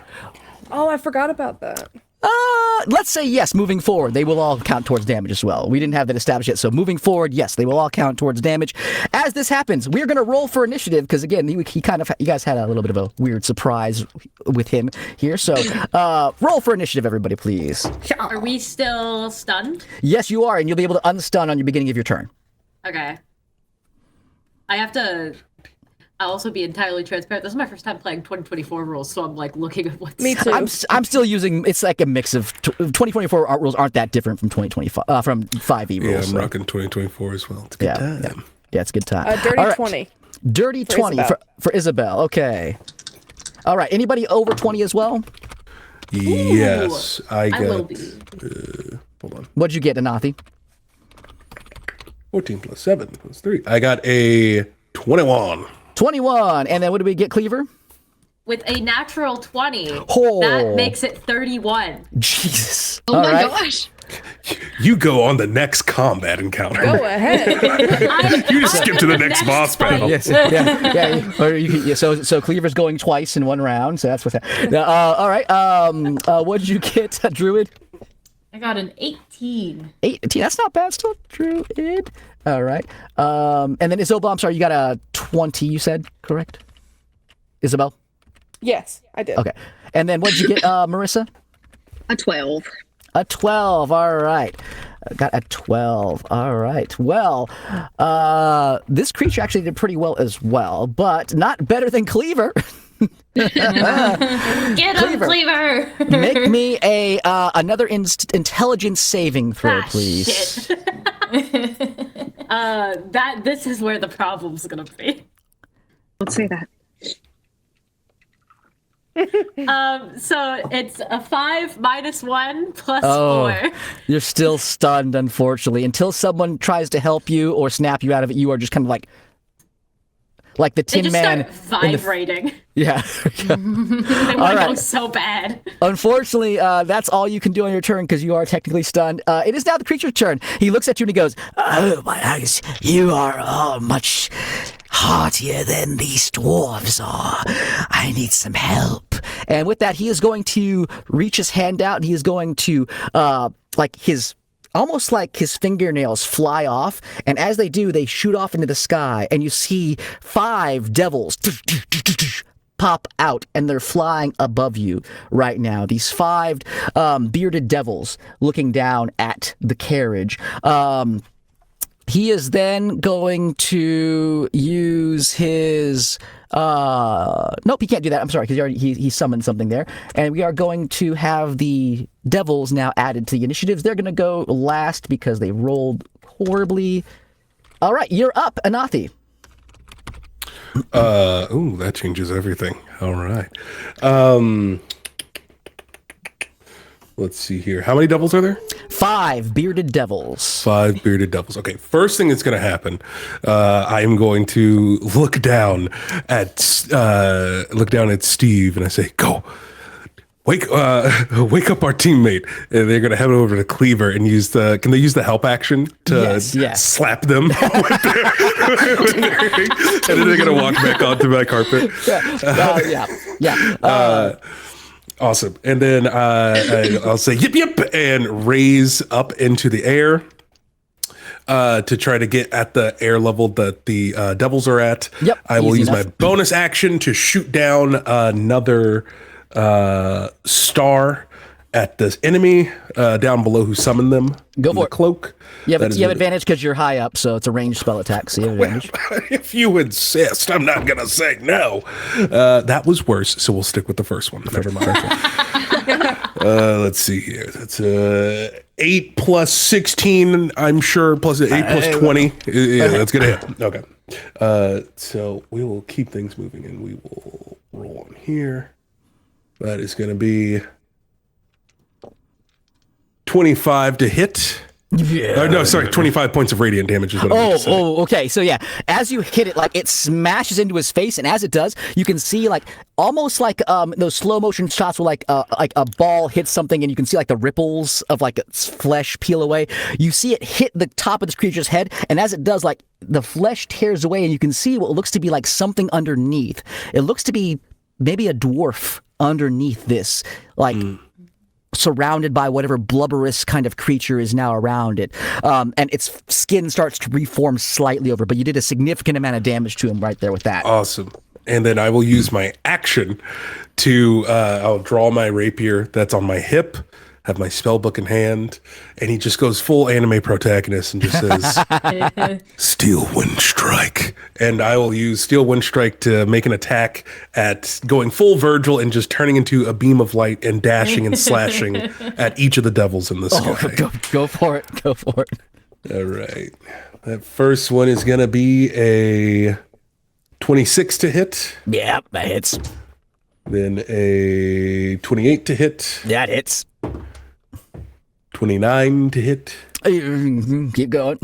30 to hit. Yep. 30 to hit. They all hit. All 5. Okay, cool. Awesome. So that first guy is going to take it. Well, you know what? To save time, I will over channel using my evoker ability to make it do max damage. So each of them take 60 force damage. How would you like to kill them all? I mean, tell us how it looks. It looks like someone painting constellations in the sky with a singular star. And you just look and you just see it darting in between. And then the singular star teleports back to the carpet and then takes the form of Anathi again as the bodies fall. Yeah. Like confetti, they fall, raining down. You can see the creature below, the one whose like face got ripped off, is like, oh shit. Oh god. Hello, my friend. And that ends his turn. Isobel, what are you gonna do? So how many are left? No, well, this is the big guy now because he killed all the dwarves. But before you do this here, we have Nolan here. Maybe Nolan has good news for us. Telegram for Cleaver. Oh God, not again! Take it. The telegram reads, "Good luck in your next action. We suggest it be a dodge. Signed, the Luck and Improbability Guild." As you look around you, you see a huge blade flying towards you. Please make a DC 20 reflex save. I'm not stunned anymore, right? You're in the carriage too, just so you know. Okay. Shit. with Isabel and with Benelante. You're in a saw trap now. I know. Wait, sorry, it's a deck save? Yes. What did I say? Reflex? Yeah. And I'm not stunned anymore. No, you're not stunned anymore. Steve God. slapped you. Don't worry. Steve slapped you. Yeah. Oh my God, that is a 24. Oh. Oh. I rolled really Okay. well. You dodge it. I'll let Shorty decide what happens, though. Okay. How big is this sword? What is it? How big is it? I wrote huge flying blade. Yeah, a giant buster sword flies through, and again, as you get slapped in the face with this wing, you like shake out of it and through the carriage, ripping it in half and slamming into the wood below is a massive Buster Sword that is now sitting between you, Volanthe, and Isabel as this happens. Who wants it? Real quick. Also, everybody gets plus 22 HP. Plus 22 HP. There we go. Thank you. I didn't catch the name of who donated. It may have been anonymous. Well, it may not have been. But thank you for that so $30 much. donation, Yes. which took us over $2,200. Yes, thank you so much, everybody. Thank you so much. It is, And thank you for summoning a sword. Yes, such good work that is being done. Thank you guys so much for that. All right, Isobel, as a sword comes through and your carriage is ripped in half, what do you want to do to this guy?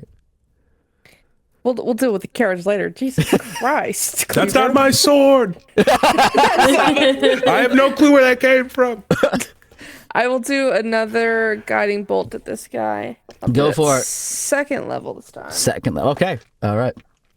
That's a 29 plus 4. Sure, that hits. Okay.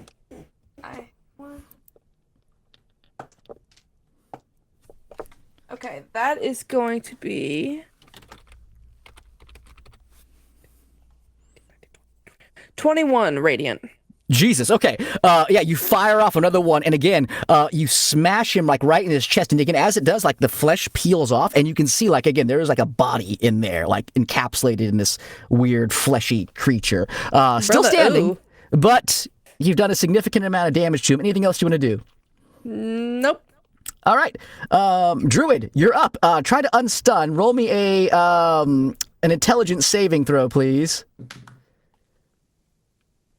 That's a 4 on the die. Plus 0 intelligence and plus 4 for funsies, so that's an 8. Yep, you're still stunned, unfortunately. You're still like in shock that this is happening, unfortunately. I'm sorry. Just why the long face? Volanthe, you're up. Woohoo! Weird question. Can I use my bonus action first? Sure. I'm gonna use Hunter's Mark Okay. on the creature. Let's see. Oh, hot dog. So I guess there technically is no. There's no save for Hunter's Mark. It just No, happens. Just so it happens. just says There. 6 damage. Okay. Well, you Hunter's Mark, and now what else do you want to do? So now I know whether it has any immunities, resistances, vulnerabilities. So it is vulnerable to radiant damage, is what it is. So radiant damage. He is immune to like things like necrotic damage, cold damage, things like that from non-magical kind of sources. So, but yeah, radiant is good. Interesting. I think I'm just going to try to use my hand crossbow again. Okay, go for it. Let's see. And we're still adding. Are we adding the 4? 4? 4. Yep. That's an 18. 18. 18 hits. Yes. Sweet. Because I have a -2 to all my monsters' ACs. Oh, that's all right. Oh, good. I rolled a 6 this time, so that's 10 piercing damage. All right. Again, another bolt fires off and slams into this creature here. Still standing, but not looking very good. Anything else you want to do? +6 damage for that. I think For the Hunter's Mark. Is it? Okay, Cleaver, you're up because we're at the top of the order because the devils they're all dead, so they're not going. So Cleaver, you're up. Who did that? They're just kind of lying on the ground. I don't know. Well, I think I have to do the one thing that barbarians are known for, which is I would like to rage. Absolutely. I would like to be Engi. Yep. And I'm gonna pull out my giant great axe, and I'm gonna take a swing at this guy. You're not going to use the giant Buster Sword that fell down. No, I'm not. This is. You know what? I'm familiar with chopping. Okay, I like it. Go for it. I will once this is done though. I mean, I'm gonna pocket that sword. Go for it. Yeah, make your attack. Yeah. Okay. So, I don't get it. Do I get anything? Sorry. I'm just. You don't get anything Yeah. Okay. Oh, is an attack a strength check? It's just an attack roll, so it's you're using the 8-axe? Yeah, well, no, because it says. Sorry, I'm reading rage. When you rage, you get advantage on strength checks. Yes, you get advantage on any checks you make to like lift things or athletics checks or anything strength-wise. Okay, so not attacks. Not attacks, unless you're using a reckless attack for your stuff. Yeah. I'm not gonna use it right now. I will save it. Okay. Okay, so. That is a. Sorry, again, I'm terrible at math.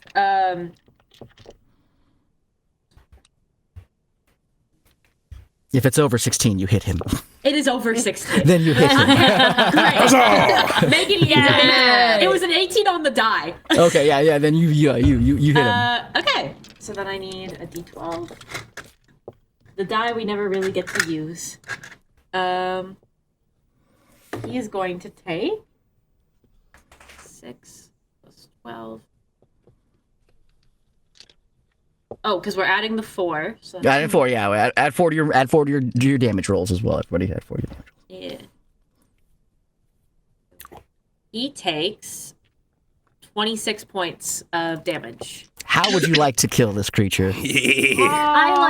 I've been sitting there vibrating. it's like you hit the power off switch and like suddenly it's the slap like and the dodge wake me back up and I just like pull it out and with all that like residual energy that's been building just slam into him and Absolutely. take off his head. Yeah, jumping from this broken in half carriage, this Terminator machine just rises up, raging, and just splits this creature off. Now, I'm going to give you the choice. There is a creature inside of this creature here. Are you like going to try to full cleave things in half, or are you trying to, again, because you can see, because he's taken enough damage, there's something inside this creature here. Are you wanting to try to hit him in a way that tries to spare the creature that's inside? I think I'm angry enough where I'm not able to comprehend that. And Gotcha, just absolutely. Just one cleaving motion here, and he just falls apart and splits in half. The blubberous kind of flesh that was wrapped around this creature starts to peel away. We're out of combat order right now. And then, Druid, as this creature dies, you kind of like snap back into your right frame of mind, and you are no longer stunned or forgetful at the moment.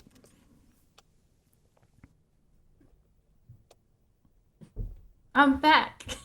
Yeah, what Just you remember a bunch of bodies. What you remember is you were doing a 3-point turn, and then all of a sudden there's bodies everywhere. The carriage is split in half. Oh my god. What happened? It was a bad 3-point turn.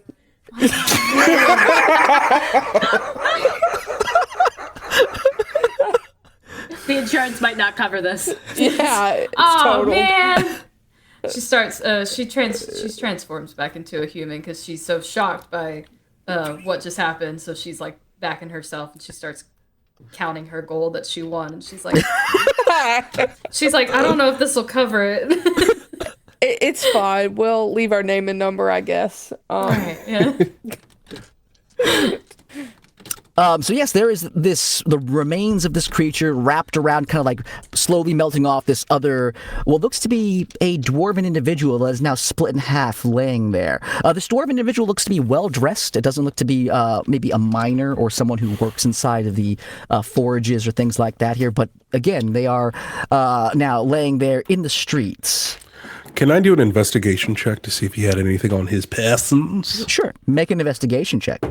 Anybody else doing anything? It's gonna be let's see here, a 31. Yeah, absolutely. Yeah. Anybody else doing anything? Well, Oh, he had his social security card. Would Speak with Dead, if he's chopped in half, I can't use the spell, right? yeah, I'd allow you to use the spell still. I will Speak with Dead. Okay. All right. As you walk up there, Anathi.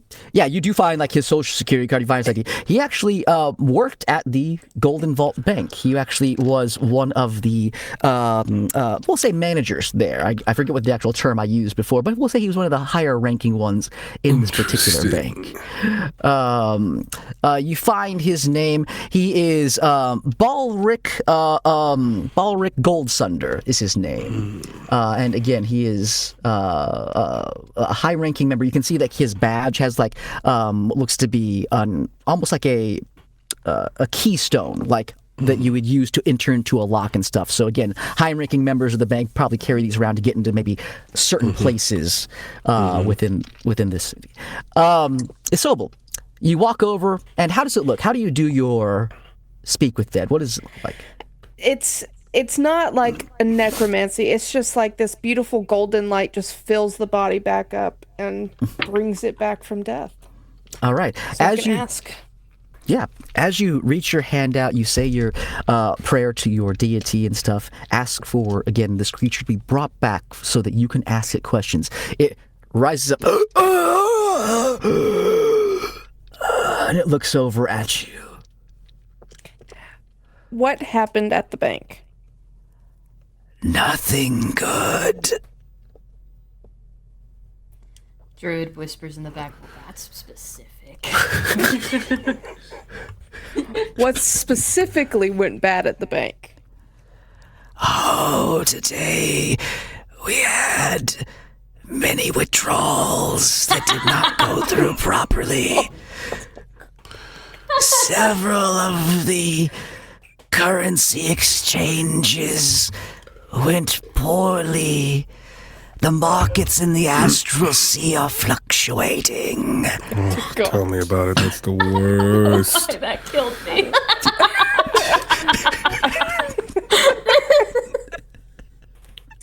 Motherfucker. Druid's crying, laughing.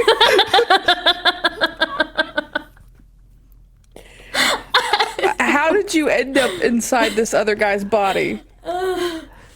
I was closing up the bank and I heard some strange sounds. I turned and I saw a strangely dressed creature. It reached out into my mind, and I don't remember what happened next. Team I huddle. can relate. Hello, my Gather friend. everybody up. Oh, team Okay, huddle. I got two more questions. What do you want me to ask? Can I make sure to ask the questions quieter? Is there a secret way into the bank? That's a good one. Is there a secret way into the bank? I am not permitted to discuss those things. I have an NDA for my position. I think NDAs are voided upon death. I think you're okay. Our legal team says that even in death, we are still compelled. Shit. That didn't work, Egg. What else? Fucking idiot. What do these key maybe something about the keystones? Just what is the airspeed velocity of your Square root of pi. On a I don't scale know. of 1 to 10, how do you feel about the stock market? I don't want to know. I don't. Druid sits down. Thank you, Drew. Keystones. What do we know? What do you know? They are important for the bank. Many dangerous traps and protections there. Those that are not supposed to be in certain areas will face grisly deaths if they don't have the right ones. And that was five questions. That was 5. He falls down dead. May Lathander take care of your stock market. I don't know. I don't want to be rude,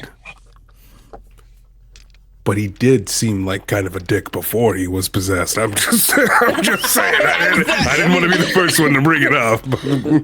Anyways, He did my try friends. and kill us. We don't have to feel that bad. Okay. I feel nothing. Just NDAs after. I've seen people violate an NDA for less. I mean, really.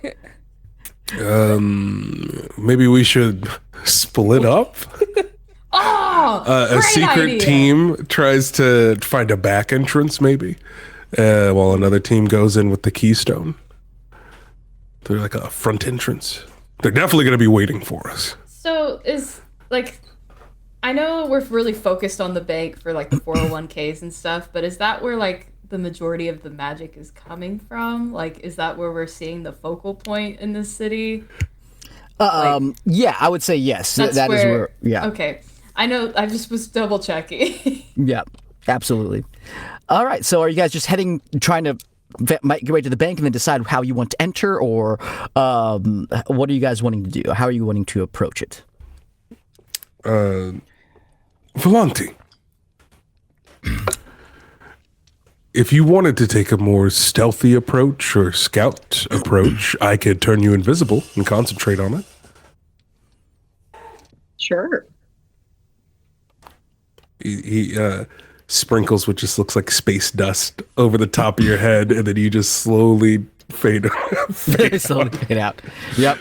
Absolutely. Okay, so Volante is invisible now. The bank is not too far off in the distance there. You can see it is like a cathedral-size building. It is imposing. They handle so much wealth and currency at this particular place. It is no wonder that your mistress decided to put your entire company savings here and all of your 401ks and everything else. But you can see it off in the distance. It's not too far away at this point. Being invisible, are you guys just approaching and getting closer and then seeing where you're wanting to attack or like enter? Yeah? I think so. Are there like any cracks or holes in this bank? Okay, let's get there and we'll make it. So, for everyone first, make me a stealth check, I guess, to see how quietly and sneakily you can get up to the bank to find a good position to scout it out. I apologize, guys. I'm also gonna apologize in advance. Ooh, actually, That's okay, a nat 1. Ooh, okay, that's fun. I got a 5. 5, excellent. Oh wait, plus the Stealthiest 4. gang. 19. I actually didn't roll bad. Okay, 23. 23. I don't even stealth. I'm just riding on a magic carpet. Yeah. Just not making any sound. You don't make any footprints. Cleaver, what did you get? Oh, I got a 19. Sorry. 19, thank you. And then Volante, you're invisible, so we have 2 successes and 2 fails for the group here so far. So roll me a stealth check with advantage. Let's see if you can round out the group here Okay. on the good side or the bad side. So Advantage. the first one I rolled a 30. Oh, Jesus. Oh, Damn. And that is the better That is the one. better. Okay, so the group passes. The group passes its check on this here, even though there is heavy clanking going on from. Pick up your feet. Pick up your feet. what do you mean pick them up? No, just tiptoes. Walk on your tiptoes, or get on the carpet. Just get on the carpet. It holds up to 800 pounds. Just get on here. Sits arms crossed. She's still clanking on the thing too. As she's riding her. And it's only 6 feet. Like it's pretty tight. Like That and again, your druid is also making quite a bit of noise as you guys make your way down. But you guys, the rest of the way is fairly quiet. You do overhear like noises off in the distance, but again, fairly off in the distance. Nothing that seems to concern you guys as you get closer and closer to this particular area. You find a spot that looks. This entire vault has like a. Like I said, like it's like a cathedral-like size building, so massive, but it's also got like its own protective moat that goes around it.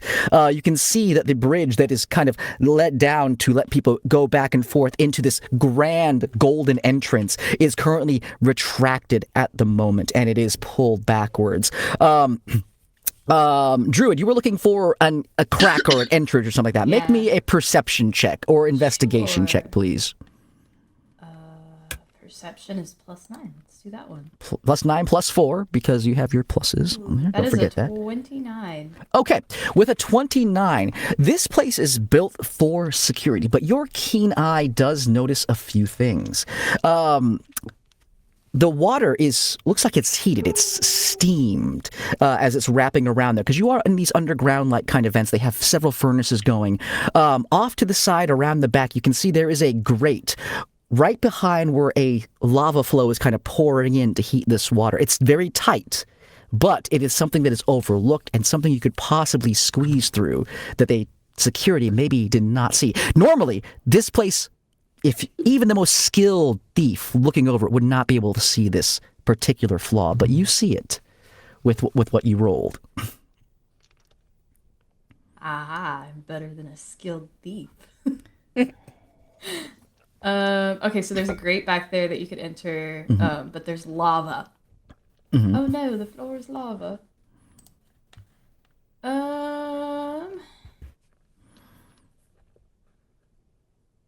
Is anybody else doing this? Volantha, you are invisible right now, so is there anything that you're wanting to do? Yeah. My first thought was trying to find a way over so that I could pull the drawbridge down so everyone could cross over. But that would probably alert some folks. You can always certainly try. It just depends what you would like to do. Right now, there's nobody outside the bank. It is just an idle scene at the moment. And you said it's a river of lava. The moat itself is surrounded by moat. superheated water, but what's heating it is off to the side around the back, where you guys have kind of been like looking around and where Druid has been kind of scouting. There is a flow of lava that heats that water that flows right over what looks to be a grated entrance off to the side here. So, what animal is heat resistant and can swim? Well, I do have wind walk, so we all could turn into gaseous forms, clouds, and just skirt our way into here. Wow, that does sound fun. There's an I'm also happy to aquatic go over and creature. just scout and do some intel before we all We could hop try over. tossing you across and see if they wouldn't see us throwing anything because you're Well- invisible. that's true. Well, maybe this will help us here. Nolan's here to help again. Absolutely. We've received Help. a $20 anonymous donation a few Hey. minutes ago. Sorry Thank for being you. late on this. Daniel, Thank you, the Anonymous. next attack that you make deals maximum damage. So use that wisely. Hey! Oof. Say less. That'll be good. That- Say less, Glencore. That yesterday did a max damage fireball. Jesus. All right, I'm excited to see that in use. All right, yes, you're all deciding how you want to approach the exterior of this bank. What do you want to do? Throwing people, gaseousing form over people, turning into some sort of aquatic heat-resistant creature. What do we do? I step off of my magic carpet so that Volanti can get on top of it and fly over and scout out the Possible secret entrance. I'm gonna be so real. I forgot about the flying carpet. I didn't even think about that. All right, Volante, you're going to get on the carpet and you're going to fly over. Okay. Yep. Yep. Is Steve still on the carpet? With her? I should need to know. no, not this time. Okay. I Trust can't issues from trust my last friends time. enough with Steve anymore. So it's on my finger. Okay. As you fly up there and it gets the carpet starts to gain speed, you know kind of where you're not supposed to go up high enough because Isabel got hit by that as well. As you fly up and you start to head closer to the bank, you can see over the top again the entire waterway that surrounds this moat. Make me a perception check, Volante. That's a 25. A 25. Excellent. You see this happen, which is great. As you fly over the top, you see the spires, these kind of like minarets that are around the edges of this thing start to like, as your carpet kind of like gets close within range, you see it go, and then the top of the cathedral spire, the main like housing, this giant like kind of almost bell tower.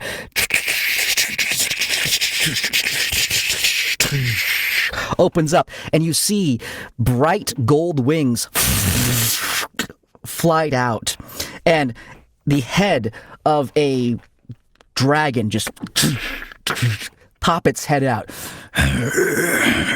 Now, this is the gold dragon that protects the bank from intruders. But you guys have seen this dragon. He's been in parades. He's done other things. He's quite famous around the city. This particular one, though, however, Volante, you can see what used to be just brilliant, like kind of like sheen, gleaming golden scales. There's like something like attached to the side of his face. A mark that looks like it's kind of like been burned on. And his eyes, again, like the dwarves you saw, are shock white. It looks around. It sees the carpet, and it's just going to blow fire at it. So 1 second. Let me go. 1 second. Let me go ahead and pull this up here, just so I know what it is. Oh, okay, yeah. So it's a 300-foot cone. That's a bigger cone than I was expecting. Okay, that's fine. Yeah. Make me a dexterity saving throw, Volante. Lovely. A 25. That is a fail. Yikes. Was that +4 with the all That the does not additional? include the 4. That would be a 29. Then that is a save. You Oh, saved it. okay. Okay. Let me go ahead and roll a bunch of dice. 1 second. I rolled. Does your carpet have hit points? You know, that's a great question. You know, DM, this is one of those times where I feel like, Alpha, no! you know what's so magical about magical carpets is that you rarely see them get hurt. You know? Exactly. It's They're like very, very family. rare. You wouldn't want to Very see rare. family get hurt. That's true. Family. That's true. That's true. I think you're right. You're right. As Now this imagine happens, if Steve was up there too. a jet. You guys have never seen. Well, yourself was 17. Maybe you have seen ancient dragons. Breath weapons. They are a staggering sight. And just torrent of fire goes out. Volante, you take 82 points of fire damage halved. Okay. Halved. And the carpet is fine. We'll say it has a nice flame. I guess it's fine. We'll say it's fine. I traveled the cosmos. I got the best carpet. I got it at the discount. Steep discount. Yep. As you can see on the tag, it says resistant to dragons. I'm kidding. not machine washable. As it flies, as this happens though, Volante, we're going to say that the carpet does get like knocked backwards, and you're tumbling with it backwards here. Let's go ahead and roll for initiative because the dragon's out now and it's not happy. Hey. However, you are still invisible. You are on still the invisible. carpet, Yes. because I'm the one concentrating on it. What a guy. What a guy. All right. Let's see here. Anybody get over a 20 for your initiative? 21 for Isabel. 21 for Isabel. Okay. I am also over a 20. Just 1 second. What'd you get?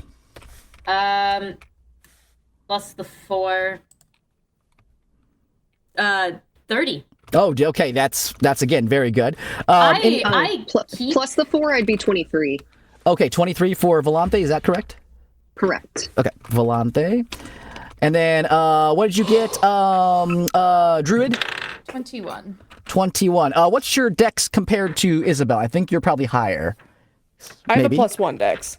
I have +3 dex. Yeah. From the character sheet, I remember that. So Druid goes before Isabel then. And then Anathi.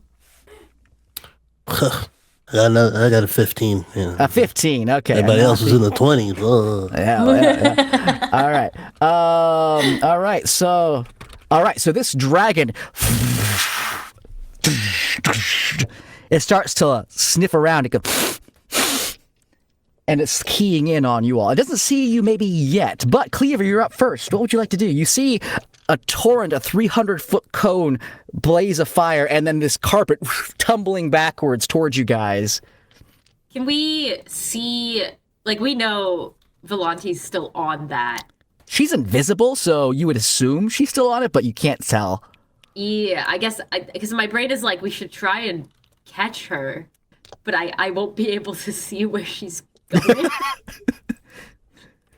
It's up So to you. I could try and could I try one? I'm gonna rage just because I can. Yeah, of course.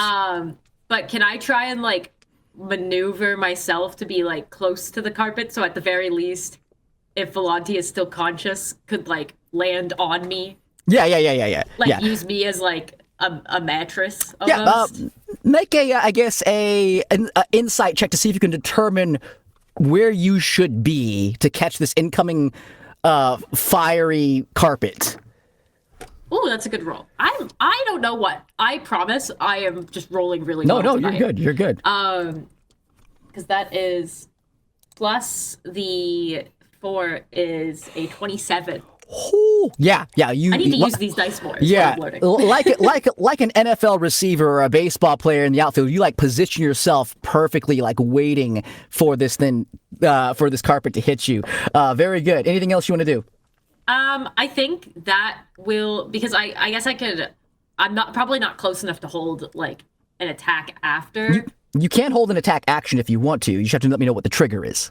I guess once I know Volante's like safe on the ground, I'll try and take a swing if I can at the dragon if I'm allowed. Okay, yeah. If the dragon gets within range, because the dragon's not in range yet, but if it gets closer to you, if it gets Yeah. in range, and Volante's safe on the ground, then yeah. okay, gotcha. Sounds good to me. Okay, Volante, you're up. Oh, sorry. Yes, We do all have a telepathic bond. that's So- true. That's true. That's true. So I'm like you asking could you in my mentally head. I'm like, ask. do I need a little bit to the left, a little bit to the right? All right, Volante, you're up. Ooh. I'm gonna go ahead and put Hunter's Mark On the dragon, okay? on the dragon. And I add the 4, so that would be 6 total.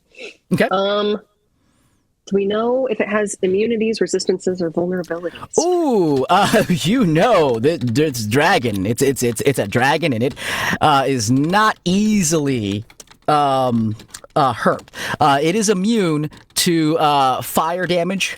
It has resistance to all forms of slashing, piercing, bludgeoning damage if they're non-magical weapons. So anything that is non-magical, it has resistance to.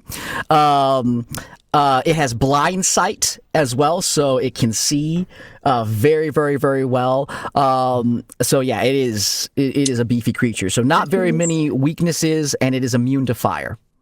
Okay.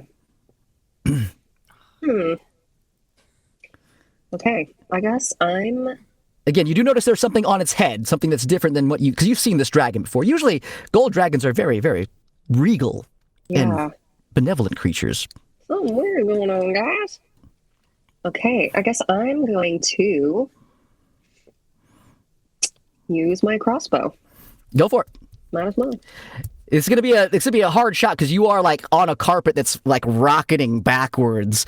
But you guys are level 17 adventurers, so you can probably make the shot. I did.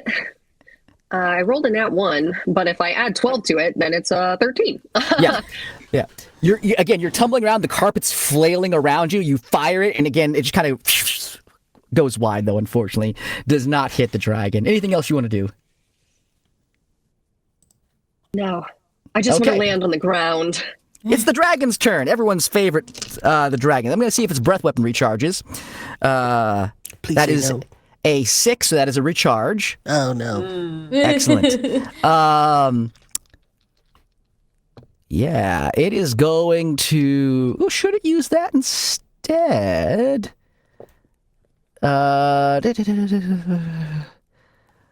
Nah, it's not going to do it. It's just going to fly out, and it's going to swoop down. It's going to try to eat the carpet, is what it's going to try to do. So it's swooping down as Cleaver's waiting for... Cleaver, you see a fiery ball of carpet coming towards you, and then just this big-ass dragon flying towards you at the same time.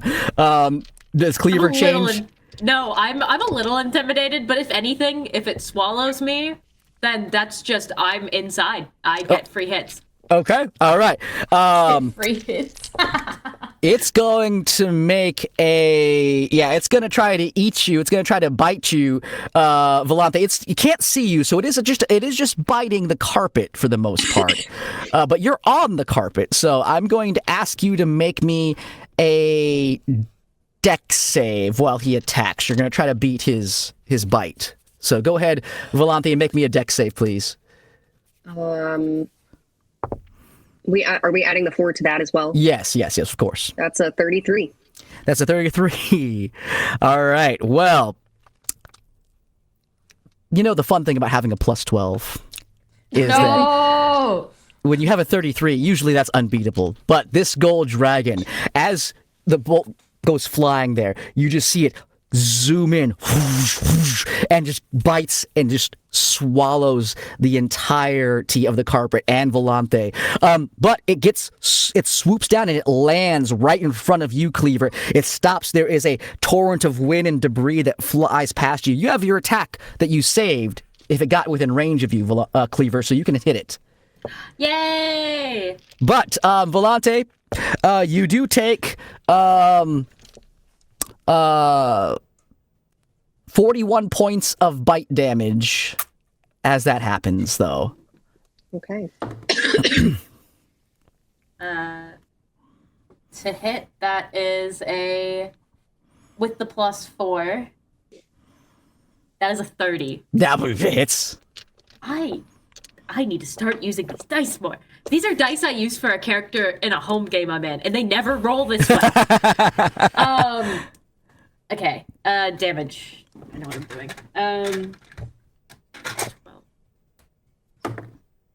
12. That is 21 points of, I believe this has been slashing damage. 21 points of slashing damage. And is your weapon is magical, I'm assuming, correct? Yeah, it is in fact an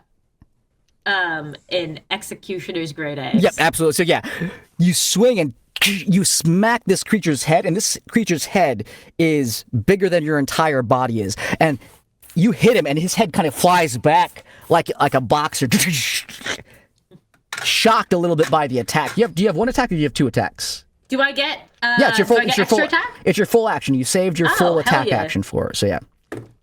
Oh, that's okay. I shouldn't have started talking about how good my rolls are. That's a 16. Wait, 20. Dirty 20. Dirty 20. Dirty 20. He has a 22 AC -2, so that hits. Yeah. Okay. That means I do another. Ooh. 25 points of slashing damage. Ooh, okay. Another one. His head turns back around like, you little... And he gets smacked again with this great axe. Well done. All right. It is now Druid's turn. Druid, you see a big-ass dragon and your friend Cleaver attacking it. What do you want to do? Can I wild shape into a dragon? You can. Yes! Hell yeah. All right. I wild shape into I don't know exactly how this works. It says on D&D Beyond you get 17 temporary HP when you assume a wild shape form. Okay. Yep. So I'll get that, I guess. Yep. Which dragon are you turning into? I'm going to turn into this one. This but one. But it's not the ancient variety. It's just a gold dragon. Okay. A gold dragon, so an adult gold dragon? Yes. Okay, yeah. So again, how does this transformation look? Tell us. Oh God. She's if we haven't been able to tell right now, she's a little bit airheaded. So she's just kind of staring at the dragon, and she's like, "Ah, that's so pretty," and she just starts to transform into the dragon itself. Because she just admires animals so much. All right. Yeah. Wings furl out here. And a smaller, but another gold dragon is now there. What do you want to do? Let's see. So it's resistant to fire. So I'm going to do a multi-attack. Okay. 1 with its bite, 2 with its claws. Okay. let's do that. I can also do what's called Frightful Presence. Yeah, you can. Okay. What's the save for that? DC 21. Wisdom saving? DC 21. Wisdom. Well, gold dragons have a decent amount of wisdom. They have a plus 10 to their save, plus 12, plus 16. That's a save. He's not scared. That's so rude. How dare he? Dang it. Okay, so I'll just do multi-attack. So Go for it. What is... Let's see. I'm trying to figure out how to do it. It just says it makes 3 attacks. Yeah, just make three attacks. So, Yep. so here we go. So one with its bite, so it's a... That's a 1. That's good. To hit. That's a 1 to hit, so adding everything else, I'm not really sure. Let me see. It should be like a plus 14 or 15 to hit, I think, for a gold dragon. Plus 14 to hit, so 15. Yep, that does not hit, unfortunately. Okay. So let me do the 2 claws. Okay. Let's try that. Okay, that's a nat 20. Ooh. Okay. So 34 to hit. 34. That hits, yeah. That hits. Roll me damage and double it. Alrighty. Oh, 2d6s. Let me just roll if I can do this correctly.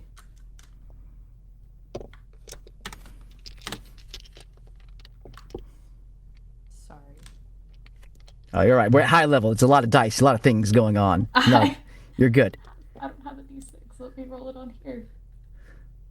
How do I roll a d6 on D&D Beyond? I just want to roll a d6. There should be a little dice option on the side of your thing. You should be able to click it and you can roll any dice that you want. Okay. I'm looking.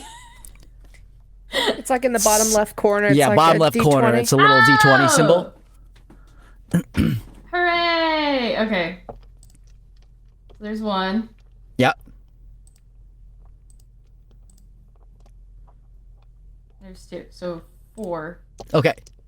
So 2d6 plus 8. So 4. So 12 slashing damage. Yeah. For the first one. Sweet. I'll do it again. Okay. 14, 28. 28 to hit again. 20 hits, yeah. And then Isabel, you're up next.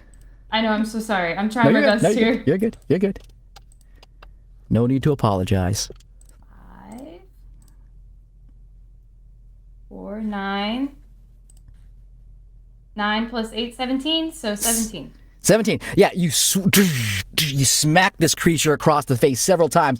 Volante, it does not feel good. You're inside getting rolled around inside of its mouth as, again, getting a little bit maybe of whiplash as this is going on. But very good, Druid. We'll go to Isabel unless you want to move or do anything else, Druid. Nope, that's it. Okay. Isabel, you're up. You see your friend. Well, you didn't see your friend get eaten, but you saw the carpet get eaten, though. Mm-hmm. And you know that Anathi is very, very, very protective over the carpet, so... Yeah. Isabel is going to go a different route than everybody else is, and she is going to touch the dragon and cast Greater Restoration to see if this is a charm, petrified, or a curse. Oh, okay. I like it. What level is Greater Restoration? It is a 5th level, but I think... Yeah, it's just 5th. Just 5th level. Okay. All right. Let me see here. So, you walk up to this creature and you cast Greater. Is there anything you say? How does it look? Tell us how it looks. She just walks very calmly for the situation and just touches its back leg, and this bright golden light just goes from her hand to the dragon, lighting it up almost since it's already gold. She doesn't say anything. Okay. As you touch this creature, how should this work? Okay. Roll me a let's do a religion check for you. It's a plus 11, baby. A plus 11. Let's do that here. I just want to see, because this is not necessarily a curse, but it is something. So that's a 30. Okay. As you touch this creature, and again, you can see the radiant energy come from Isabel. Isabel, what color is your magic? What does it look like when... It's a sunset golden yellow. Beautiful, beautiful. It makes this golden dragon glow with an intensity. The face, where this weird marking is, you can see it flash, and the creature roars out in pain as this happens, but it starts to disappear off of its face. It starts to slowly come off as this happens. I'm going to roll to see how long it takes, because this is technically not a curse, but I love the idea, so we're going to go with it. All right. Isabel, you get the feeling that the Great Restoration will work here, but this is a powerful curse or something that was put on this creature here. It's going to take maybe a minute to do so, or a little bit of time. So, as you do this here, is there anything else you want to do? Then I have a clarifying question, because does this count as a monster, or is this a different type of... A dragon is it's classified as a dragon. I don't think it's actually classified as a monster. Okay. I think it's its own thing. I didn't know if pacify monster would work, so I was clarifying. Yeah, wouldn't be I would say it's Okay. not a monster. I think dragons are classified as their own thing in D&D. I could be wrong, but you can try Okay. whatever you want, though. Then I will just do our telepathic group chat and just say that I need a minute, and it'll be fine. All right, then, Anathi, you're up next. A minute. A minute. A minute. Let's see here. Maybe. So I can make things go boom, but I don't know if I make things. I can try one thing to try to give you a minute. So you see, I begin to like charge up, and you see like what begins to look like a dying star begin to form in my hands, and I go, oh, okay, cancel that. Never mind. Woo, okay, good thing you said that. It's about to be a destruction, possibly of the multiverse. Banishment, and I will try to cast banishment instead. It needs to make a DC 24 charisma saving throw. Okay. Yeah, sure. Let's do that. Okay. We'll roll here and that. I'm sorry. What was it? You said what say was it? I'm sorry. It was DC 24 charisma. So it's a +9 charisma, +12 on that, which gets me to a very, very good and healthy 21 at that point. I think +1 on my dice roll. Yes. We won, guys. We won. Yeah, my banishment looks like the beginning of a big bang, where like energy is expanding out, and then it sucks in on itself, and then it disappears. Okay, you banish the creature, and Volante and your carpet, who are in its mouth. Yeah. Oh, It's fine. We're just gonna stand here awkwardly and wait here for a minute. How's everybody feeling? Everybody good? just stand there. Yeah, they're gonna be pissed. They're gonna be pissed when they come back, I tell you. So, as this happens, there is, again, a massive ancient dragon. There is a smaller adult dragon. There is Cleaver with her axe, and there's Isabel there, and then all of a sudden everything just disappears as far as that goes. You guys are just left standing there.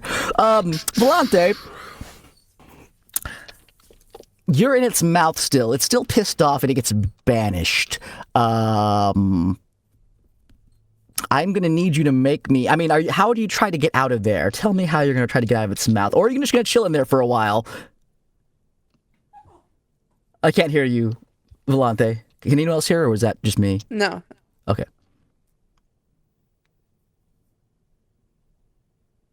Did you mute yourself?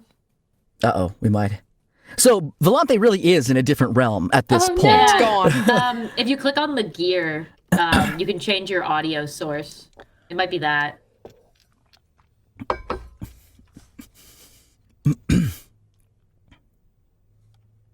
It broke it. Anything? There we go. You're back. All right. I Volante. don't know why it. It's all right. Weird. It's all right. We can hear you now. That's all that matters. You're in a different dimension now, though, and you're still in its mouth. What would you like to do? If it hasn't swallowed me yet, do we think it's going to?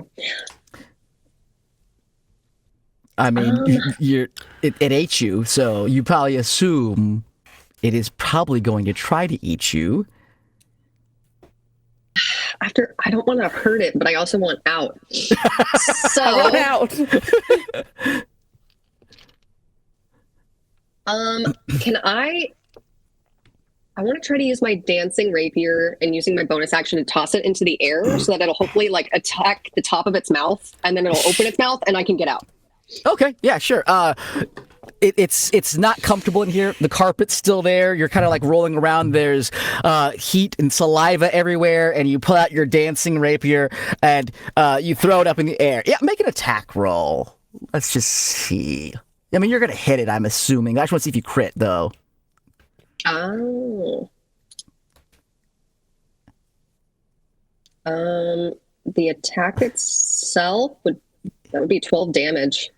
Okay. I rolled a 9. Yeah, you throw it up in the air, and again, you're going to hit because you're inside of its mouth, and it sticks into its mouth, and like the top of its roof area, and it gets 12 points of damage. Its mouth opens up as this happens, and as it opens up, let me roll and see where you're at. Let's just see where you're at, if you're in a fun place or a bad place. But where do you banish it to? Do you decide? I banished them to the astral sea. Okay, yeah. So it opens its mouth, and you just see darkness and sky, and like as far as like stars and stuff like that out there.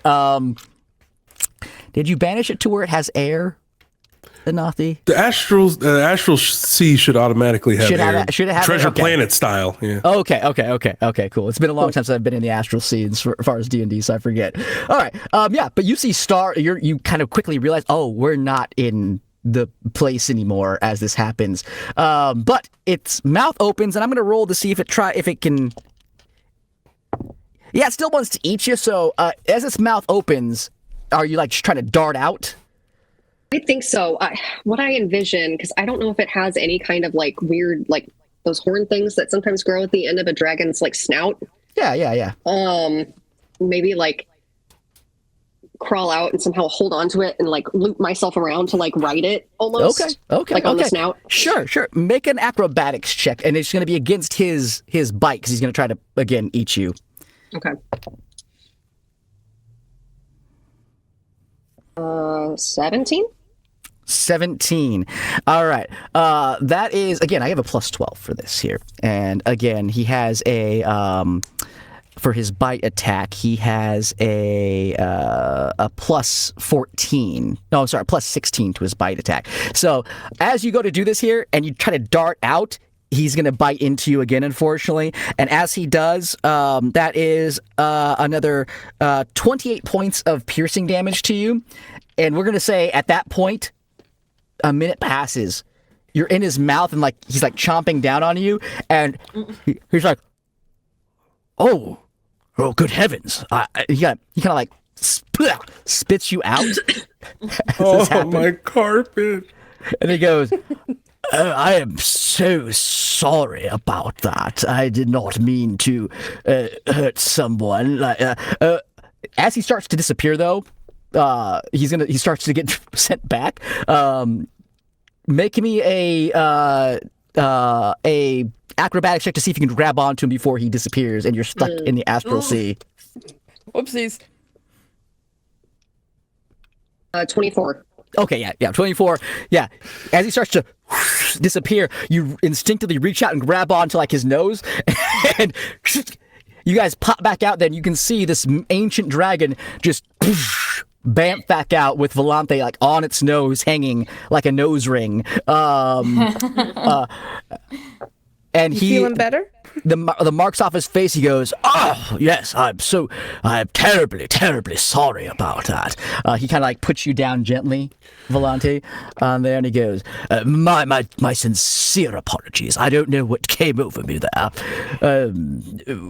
Are you all right?"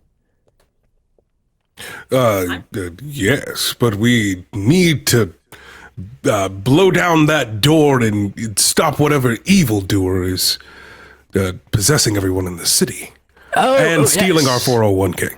Oh, well, yes. That's not as important, but it is important. Might be. Well, I mean, as a gold dragon, someone who's very keen on finances and stuff, I would say it's very important. Very important. Yes. Very important. Now, I can help you guys get in, but I unfortunately cannot blow down the door. That is against my contract with the bank. I cannot, do any damage to bank property and things. Liability. Are you also under things. NDA for any secret entrances? Of course. I mean, I would not be given the status that I am, bank guard, chief bank guard, if that wasn't the case. Understandable. But I can help you get in if you would like, though. Since you, That'd be lovely. Nice. That would be course. delightful. Of course. He like puts his wings down so you can climb onto his back, and he also he spits out your carpet. I'm so sorry about that as well.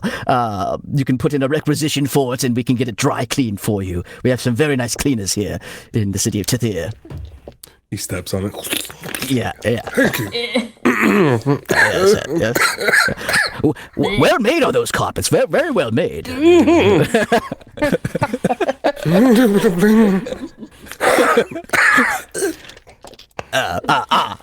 All right. Shall we commence on this journey? And Belanthe kind of like looks at her right arm and is like, I could use a spot of healing, perhaps. Come here. Let's assess how bad do you feel? Scale of 1 to 10. 10 being the worst pain of your life. I'm perhaps an 11. I've never been bitten by a dragon before. Perhaps an 11. Okay, I will cast. I gotta do math. I can help with healing as well, so you don't have to burn something too high. I took a staff of healing and beads of healing, so I'm Never good. mind. She's That's all you. Buki. she took also- being the healer very seriously. Very seriously. I also just Very want to throw in, if anybody has prestidigitation, you could clean the carpet. That's true. Yes, but it isn't. It's the smell. It's in the fibers. It's deeper than that. It takes more than magic. It takes care. That's That'll true. be 129 healing. Oh, Honestly. Jesus Christ. That's beautiful. I How feel so you feeling now? You refreshed. good? So much better. So much. All right, we have Nolan back here. Hello, Nolan. Welcome back. Yes, perhaps I might be able to offer some assistance in your conundrum. We have a $40 donation from Brega. Hey, thank you. Thank you. Woo! Bragan from the Pandemonium TTRPG. If you guys ever are there, he plays with us. He is one of our awesome players. Thank you so much for that. Daniel, you're getting some boons tonight. Oh, Hey, You how's it get going? a limited wish spell that you must cast within Wow. 24 hours of receiving it, which shouldn't be a problem, but you must speak the magic words, which are your choice to conjure. He wishes for his carpet to be clean. Don't tempt me. I wish the dry cleaners was open right now. Kayla, is there anybody around you, or sorry, around Cleaver specifically, that you would regard as an enemy? Not. I mean, the dragon is chilled now, so I don't think particularly. Okay. In that case, could you describe for me again what Cleaver looks like?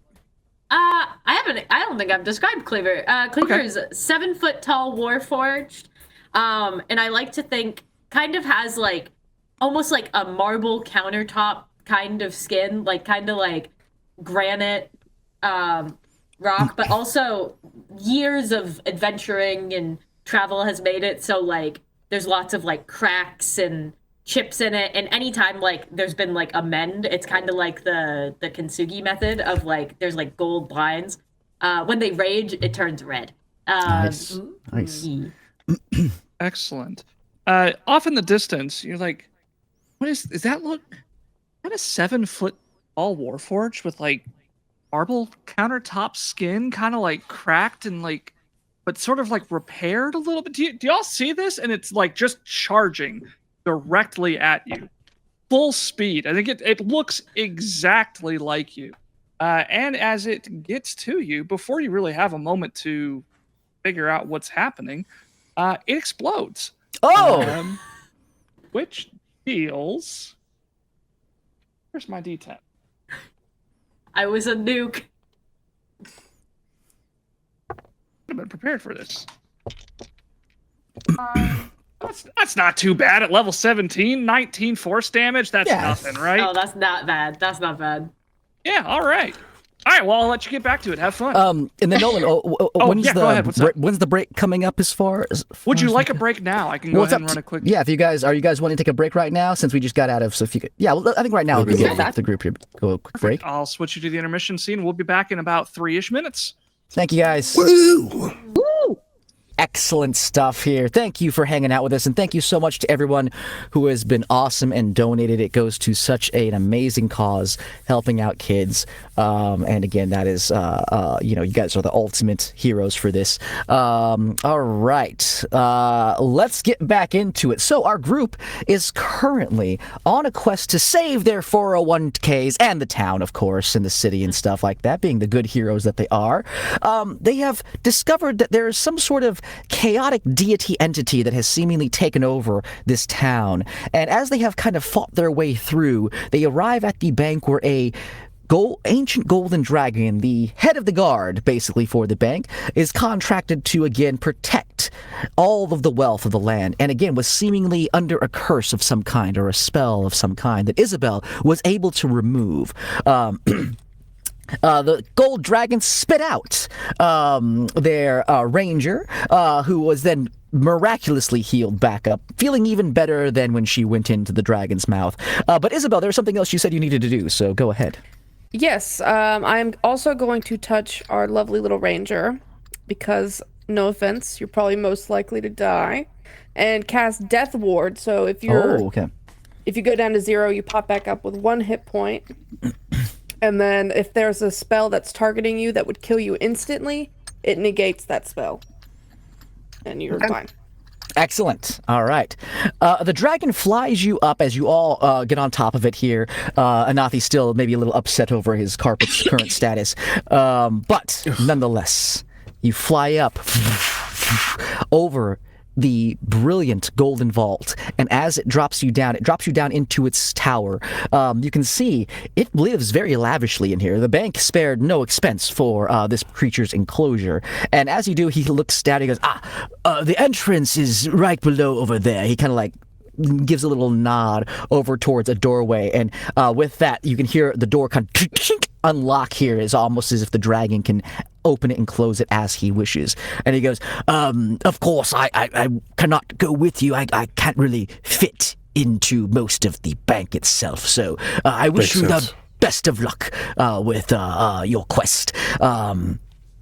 And as you guys are getting ready, he goes, yes, and then, of course, if you are successful, please make sure to ask about our interest rates here afterwards. I'm certain that we could probably do things here for you and help and grow your 401ks in different ways and things like that. He gives you he goes on for the next maybe 5 minutes, just as far as the programs and the benefits that they have, before you guys kind of shuffle your way out of the actual bank.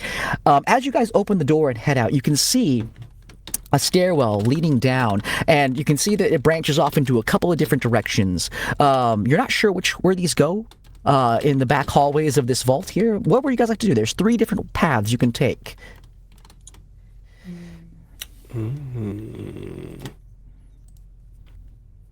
it make sense to do a perception check to see if any of these happen to be traps or anything like that? Sure. Make a perception check, absolutely. Guidance, of course. So you add a D4 on your roll as well. Sick. Oh, cool. Okay, so I have a 20 for my regular roll. It was a dirty 20, plus 4. And then are we adding the other 4? We add the 4 you get from the player bonuses, and then you add a D4 to that as well. Wait, and then I rolled the 4 on the D4. Yep. So, okay, excellent. Yeah, 28. So looking down here, you can see that because Anathi, you have the keystone from the bank manager, correct? Yes. Okay. Yes. You can see as you're walking down the hallways here, there are several like runic glyphs that are attached to each hallway, and as you get closer to them and Anathi is with you, you can see as he gets closer, they kind of like turn off. So yes, there are traps in these hallways, but it seems that while you're around Anathi, at least, they do not go off at this point. So what I'm hearing is we should not split up. That's nice. Druid scoots closer to enough. Y'all huddle around. Can I make an investigation check to see which path is the most well worn? Yeah, to absolutely. see which one's Go for it. Go for traveled it. the most. Make it, absolutely. Is I'll take that. That is.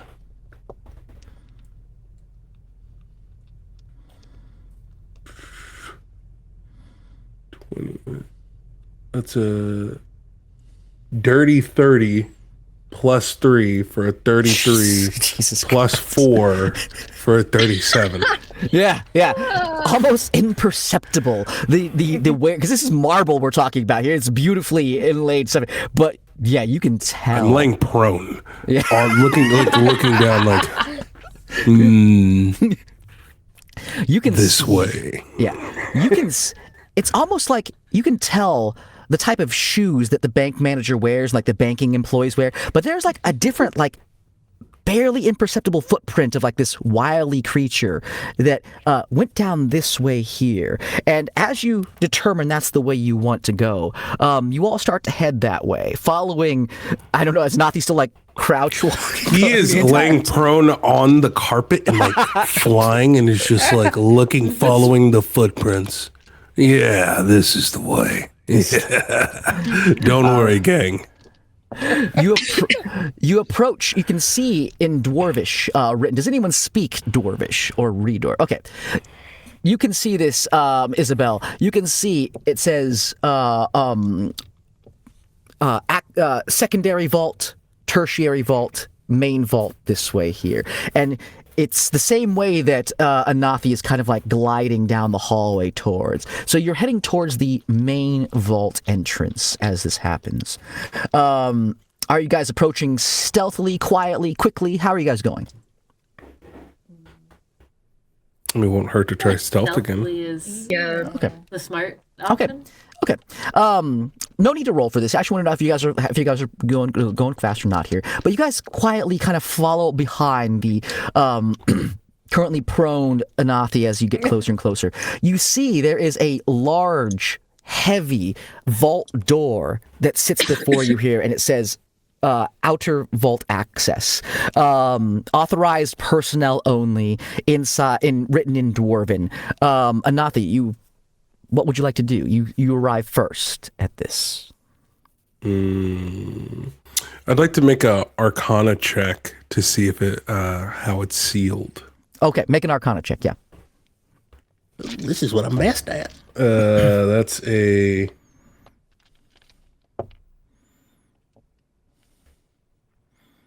29. A 29. Jesus. All right, with a 29, it has Plus 17. Yeah. It has tons of magical protections on it. So many of them on there. And you can see, again, as you hold up your keystone, there is what looks to be an illusory cloak next to it, as far as it's shading something right off to the side of the vault door. Something hidden. I approach it. Yeah. What do you do? You're just approaching it here. It's like an invisible. Steve, poke it. Steve flies in, and as Steve flies in, you're gonna make me kill Steve again. Oh no. It hits, and it just, and it. There is something protecting this thing here. Those bastards. You need me to No. I'll spend another spell slot to bring him back. Oh, you're talking about the door. Yeah, get the door. I guess. I'll dispel magic again. Yeah, as you dispel magic here, you see there is what looks to be a older individual who's behind a desk. And he looks at you. He has very, very big eyes behind massive glasses, and he looks up at you and he goes, hello, you know that animals are not permitted inside the outer vault. You don't look like your official bank personnel. We have a keystone.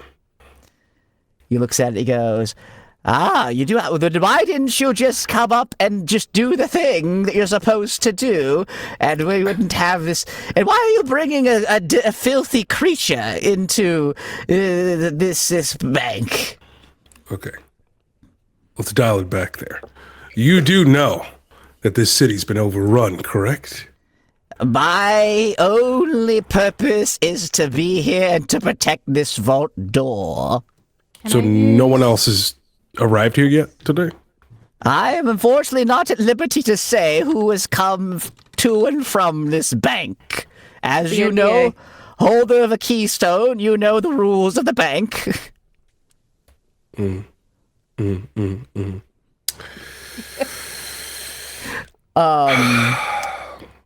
Pretty please. Pretty please what? Would you pretty please tell me who came through today? This is dangerous. We have to do an inspection. This is outrageous.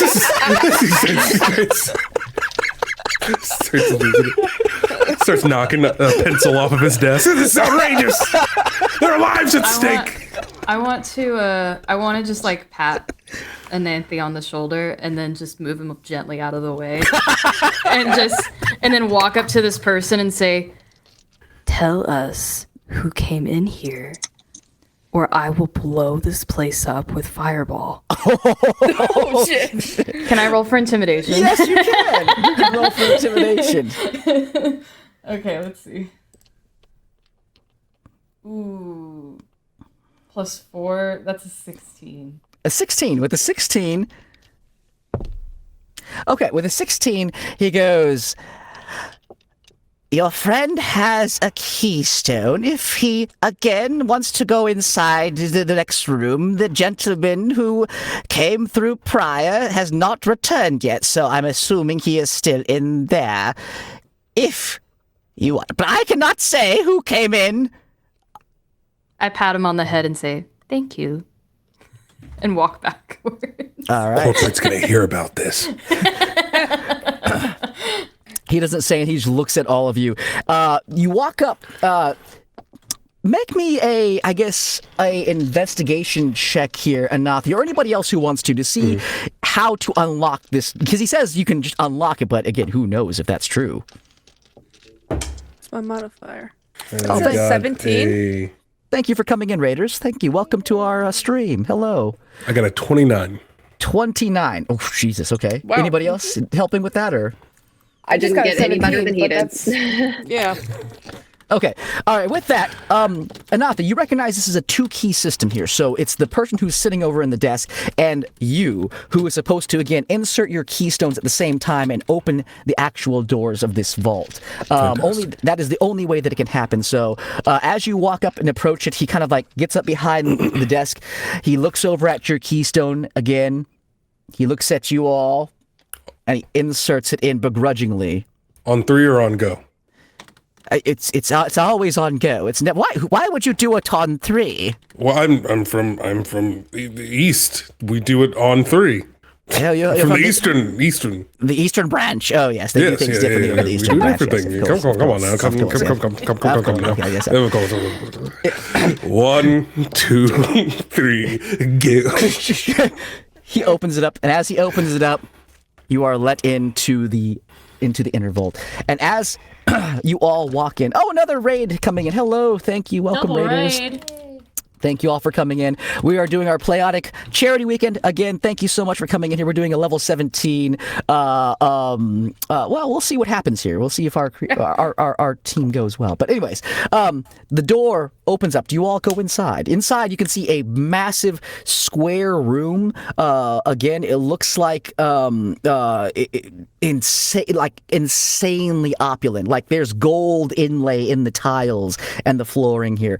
The main pillar that supports the actual top of this is made out of some sort of intricate looking marble that you guys have never seen before. As far as you can, this is expensive stuff in here as it folds up. Is everyone going inside? Can I, Yes. can we do another perception check? To Sure. ensure What that are you trying to discern? any kind of magic use. I know I'm trying to be more specific. The direction in which that man that he was just talking about might have gone. Oh yeah, he's standing by the door still as you're going inside. So no need to check for that here. Are you trying to like investigate like if there's something like nefarious inside here or? Yeah. Sure. Make a insight check or investigation check. Okay. Let's do insight. Good Lord. A 15. A 15. That's +4. Mm-hmm. Okay. With a 15, I'm gonna roll for him real quick here and just see. Ooh. Okay. Volante, you've been around the block a few times here. You've met your bit of double crossers and things like that. As he's waiting for you all to go inside, you notice that he has his key turned a certain way. It didn't turn necessarily the same way that Anathi did when it happened. And you know that's a little bit unique for double locking systems like this. Usually, it means that, well, something else is up with this individual. He's hurried you along in. He's trying to get you guys to go in there at the moment, as this happened. He's like, yes, hurry up. We don't have all day. Hurry up. Go inside. Come on. And I turn around and I say, what's the rush? I have many things to do today. Really? It looked like you were just sitting right behind the desk waiting. Yes, I was waiting, and then you all showed up here, breaking many protocols and things, but you have the key, so you may enter in. It's odd that this guy is the only one not cursed. Yeah, he's not possessed. Mm. Is it possible to do like because like my brain says like is he like covering it up somehow? Like that would be like a like a disguise self spell or something like that. Is there a check I can do to see that? Sure. What kind of check would you want to make for that? I mean, I guess it would be if I had the choice, perception. Sure, maybe? Go for it. Make me a perception check. I'm not great at them, but it's better than my religion, I guess. With the +4, that's actually really good. That's a 25. 25. Yeah. So, as you look at this individual and you like get very intently close to him, you notice, something looks off. Like underneath, like his very nice rope, you can see like just sticking out underneath the collar, what looks to be like stitch marks around his neck, slightly. Very hard to see, but you see it though. My brain instantly went to like pointing at him and being like, "He's got a hickey." No. I'm gonna saunter up a little close and just like put a gentle, and by gentle I mean I'm going to like put my hand kind of right where that would be and be like, so normally they give you medical leave when you have injuries this bad. What's going on there, bud? He looks at you and he starts to smile and he goes,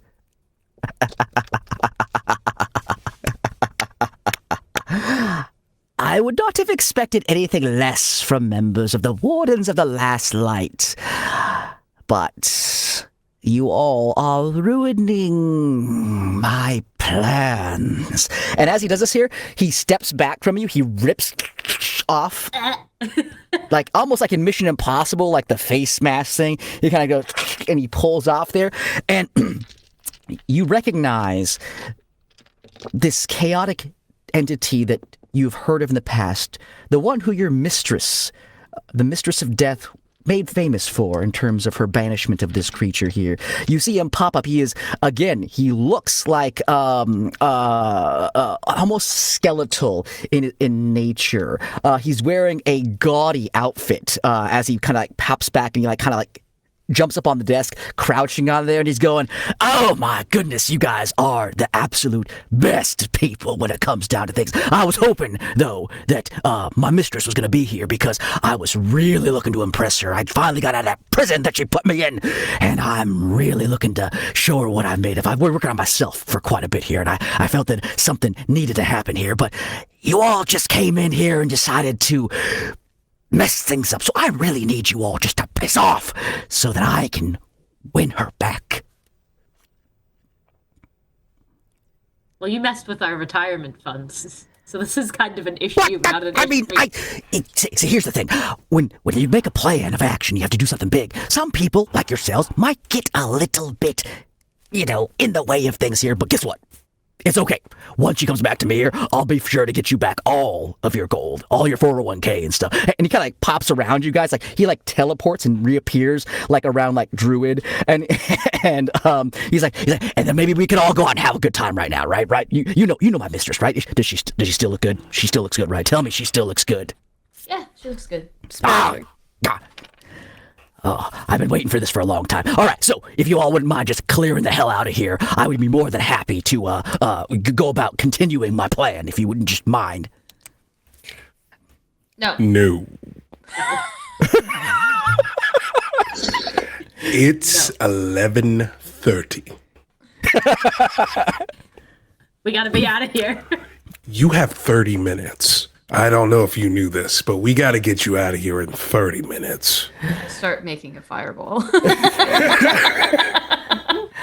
He like again teleports out and teleports next to you, Anathi, and he goes, "Listen here, buddy. I see that you are seems like you're a pretty wise and powerful kind of guy right here. I can probably use one of you on my team here. What's my mistress paying you? What is she offering you here? She offer you something good? She offer you medical, dental, things like that?" Oh no, I gave away every single thing that I earned over the last 300 years. So then, what's the problem here? You shouldn't even be here. Why are you harshing my style? Well, I got to give away the rest of my stuff that's down there, Y'all are talking. and then I got to leave this planet. As you're making this fireball, are you going to throw it at him? Because he's hanging right around Anathi and your friends. Smaller fireball. And he goes, all right. How about this? What if I give you back your 401k, all right? And then you tell, Adelia to come down here and, I'll have a nice table set up here. I'll have, a bunch of different things going on here. Maybe have a band, and he snaps his fingers and like an illusory band, like a jazz band starts playing behind him. Yeah, she still likes jazz, right? She's still into that kind of like artsy-fartsy kind of stuff, right? You like No, you jazz? possessed a town. Just to get her attention. Jazz can't fix that. Jazz can fix many things, but not this. So you're thinking more like maybe mariachi music, or maybe something, a little bit more. Maybe bluegrass on a good day, Bluegrass, but today is not a good day. All right, are you going to cast the fireball or not? I cast fireball. Like I was saying. As you go to cast fireball, what level are you casting fireball at? What can I cast fireball at? You said, I said smaller fireballs. So Yes. Oops. Okay. Dex 17. And 8d6s. All right, That as you go to cast fireball at level 3, you said? Yeah, level 3. He waves his hand, and it just disappears out of your hand, this fireball. fuck? And he goes, now, I thought we were all talking like friends here. he pops back over to you and he gets like uncomfortably close to you and goes, "Don't you believe in true love? Don't you believe that people deserve a second chance?" No, I'm As getting they were all nervous. talking, Yes. could I have walked away enough for him to not be able to hear me speak? Make a stealth check. Okay. Oh boy. Okay. It's a +1, so the lowest is a 20, 21, 22. 22. All right. I'm going to roll a perception check for him against your 22. Let's see what he gets. That is 11 plus 8 plus 12. He sees you. But you can still try. What do you want to try to do? I want to cast Sending Okay. to Mistress Sure. to let her know what the hell's going on down here. Sure. As you cast Sending to this, what do you say? You have 25 words. Hey, yo, your old flame is here at the bank. I don't know what to do. And that's it. As you say this here, he's talking to you, Druid, about like true love. He's going on about how he's reformed, and he hears this and he slides over to you and he goes, and tell her that I still look good. I have a great bod still. Great bod. Great bod. I can't. He claims to have great bod. Undetermined. I didn't claim to have... He gets very upset by this here, and you hear your mistress respond back to you, and she goes, Oh no. That's not a good sign. Brother. How did he get... never mind. Just send him back to whatever realm he came from. Please. Oh, his body. Oh. That's all you. That's all you hear. Can he hear that? No, he can't hear it. It only goes to her. I will telepathically tell group chat. She says just to send him back, but I think we should just kill him. Save our asses later. You know. Protect the Start making another 401ks. fireball. I don't know how we're supposed to hit him when he can just teleport whenever he'd like, but I suppose it's worth a chance. He can't react to everything at once. That's the Everybody. weakness of all of us spellcasters. He can only react like once every 6 seconds. Like he's gotta take a moment. Well, there are some legendary creatures out there who can truly push that to the limit. Yeah. But yes, True. Isabel, he's like whispering things in your. He's like, just tell her that I've changed. I like long walks on the beach. I'm not into collecting body parts anymore. There's many things that I'm much better at. And as this happens, what do you all want to do? He is. I would like to cast Light Snare to try to restrain Ooh. him. Go for it. Cast it. Tell me what's the save, or is it an attack roll? What do you gotta do? It's an attack roll. Go for it. That's a 16 plus 14 plus 4. That hits.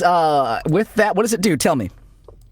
It says that a shimmering band of light streaks towards the target within range and envelops it in spectacular bursts of light. On hit, the target is restrained and is magically fixed in place Okay. until the end of its next turn. Okay, it's going to use, as Anathi said, a legendary reaction to save against this. It's going to choose to save, and as this light band tries to wrap around him, he just kind of like pops out and he goes, "Now, I was bearing my heart and soul to you. I was telling you about how I've changed, and this is what you do. That's not what friends do." And then with that, we're going to roll for initiative because he is now going to be hostile towards you. So, Oh no. She said you, by the way. We didn't accept the friendship. all right, who got over 20? Anybody? Cleaver, I should have expected that. Cleaver, what'd you get? Math with the +4 is another 31. 31. All right. What'd you get, Anathi? Woo. I got 22. Anathi with a 22. What'd you get? Volante. 24. 24. What'd you get, Isabel? 25. 25. Man, even with a 24, Anathi is going towards the lower end of the order. And then what'd you get, Druid? 20. 20. Okay. All right. 24 Druid. I'm going to roll for our friend here. 12 plus 12 is 24 plus 24 plus. Oof. Okay. All right. With that, he's going to go second, actually. But, Cleaver, you're up first. I'm gonna do the one thing that no barbarian has ever done, and that is rage. Rage, of course. Rage. And I'm gonna take my great axe, and I'm gonna make this a reckless attack. Go for it. You have advantage on that attack? Yeah. And I'm just trying to see. There was something else I think I can do if I do reckless attack. That I'm just trying to double check. Oh, you can forego advantage.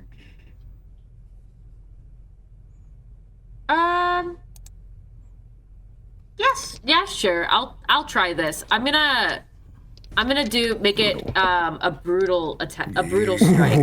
Yeah, go for it. Which means I don't get advantage. No. But you also don't forget you have your Blood Fury tattoo, I believe. I do. Yeah. Yes, which allows you to deal an extra 46 necrotic damage to a target. I do. So if this hits, he's gonna have a good time. Yes, it will. Everyone's gonna have a good time.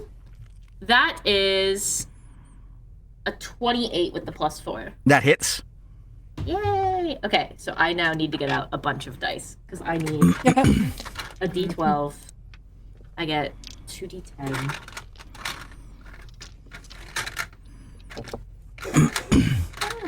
I should have gotten all these dice out in advance. And then 4D6. I honestly completely forgot I had that tattoo. That's why I'm a good GM, because I remember those things. Yeah.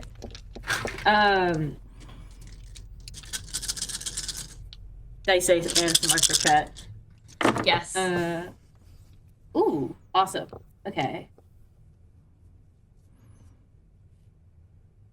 Oh, and all the numbers are conveniently somewhat addable to make this best for me. Oh, we love that. Okay, so that's 10, 20, 30. 30 plus 24 is 54 points of damage. I can break that down for you. No, you're good. We'll keep it simple. 54 points of damage. Excellent. And then, is that your first attack? You have 2 attacks, correct? That is my first attack. Yep. So it's not reckless anymore, though. It's so reckless accounts for your action, so you get advantage on both your attacks. Oh, really? Yes. Yeah. Oh, it says first attack roll on your turn, so I thought. First. Yeah, I do first action, so it's fine. I will take it. So, and I'll forego the advantage again. Screw it. Take the extra damage. That is.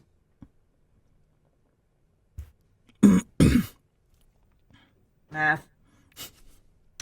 I think that's 26. 26 points. All right. So 26 more points of damage as you come in. That's the attack roll. Oh, hey. Oh, then yes, that hits. Roll me. Yeah, keep going. Sorry, I got confused. We'll do another. If I can do another tattoo charge, I'll do it too. Sure, let's do it. Why not? Yeah. Let's do it. Ooh. Okay.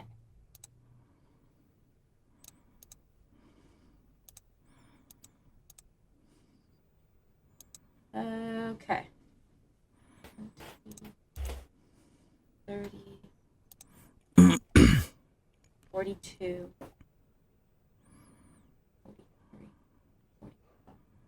43. 50 points of damage. How does it look? What do you do? How does it look?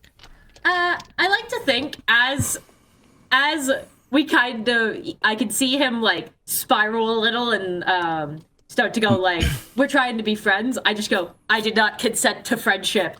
And swing. And the tattoo kind of like goes down onto the weapon and coats the blade. All And right, just yeah. I swing. That'd be the coolest T-shirt Yeah. You I swing, did not sw- consent to friendship. Yeah, you swing. You with a you bloody axe. you like cut him into two pieces, and he like kind of like falls apart like that. And he's like looking at you. He goes, puts himself back together. And he's like, now why'd you have to go and do that? That wasn't very nice of you. That wasn't very robot-like of you. As he says this, it's now his turn. I was gonna say, I'm gonna get so fucked up in a second. Yeah, it's now his turn. He looks over at Druid, and he goes, me and you, we have a thing here. I saw you making that spell. That was really, really cool. And with that, I need you to make me a wisdom saving throw to prevent being charmed by this person. Oh, ew. Brother, oh. Oh, man. Is this an ability or a spell? It's an ability he has. Okay. Best of luck. 16. 16? 16 is a fail. Yeah, you're like, actually, me and you, he's pretty cool. Body's not too bad. No! You know, he's okay. He's all right. I'm just kidding. But no, you are charmed by you actually want to help this creature. You actually feel like your friends are being a little ridiculous. And on your next turn, he's going to want you to attack your friends because, it's not cool what's going on here with this. He just got out. He's trying to get his life back in order. You get it. You understand it. He is then going to, let's see here. He is going to turn, and he is going to, with that, he like pops over to Druid. He like says something to her, and he's like, this is my best friend here now. Me and this. Who are you again? Druid, that's me and your friend. With that, he then snaps his fingers, and then like rising from the ground, like coming through the marble, you see 3 more of those like blubberous creatures that you fought before, like pop out, and he's the whole band's here now. Now we can have some fun. And that's going to be his turn. I'm going to roll those creatures into initiative order. I'm gonna be so real. The voice you're doing is like reminding. This is such a niche reference. It's reminding me of Bret Michaels from like Poison, and I don't know why. It's like a 80s hairband. Yeah, I'll take it. I don't know why it is reminding me so much of his voice. Someone in chat. Beetlejuice. Yeah, someone in chat was saying Beetlejuice. Definitely Beetlejuice. Yeah, okay, I can see that. Yeah, I was doing it unconsciously, but I'll take it. Either one's good. I'll take either one. It's good for the record. It's phenomenal. That's awesome. All right, Isabel, it's your turn. What would you like to do? Can I tell that Druid is acting different? She hasn't really acted yet because it's not been her turn yet, so you're not sure. But he is kind of like saying, "This is my friend now," and she kind of looks at him like, "I am like, I'm friend." I will go up to her and greater restoration. Does it repel charmed effects? The charmed or petrified condition. Okay, yeah. As you're thinking this, you're like, and you're kind of looking at him, and you're like, yeah, he's not bad. Oh, you like kind of, yeah. It goes away, that feeling of this guy's cool. Oh, ew. Druid, there are better men out there than this, okay? Stay focused. Okay. And that is my turn. Desperate for a second. Desperate for a second. Oh no. All right, Isabel, that was your turn. Volante, it's your turn. What are you doing? All right. I'm going to use Hunter's Mark. Okay. So that's, I guess, 10 points of damage from that. Okay. And then I now have advantage on my actual attack roll. So I'm going to try to I guess use my crossbow again. Okay, go for it. Take your shot. Boom. That's a 27. 27, that'll hit. Yeah. Perfect. All right, so then that is 12 points of damage, and then I'm also going to use Colossus Slayer since it's missing some of its HP, so then I'll do an extra die 8. Okay.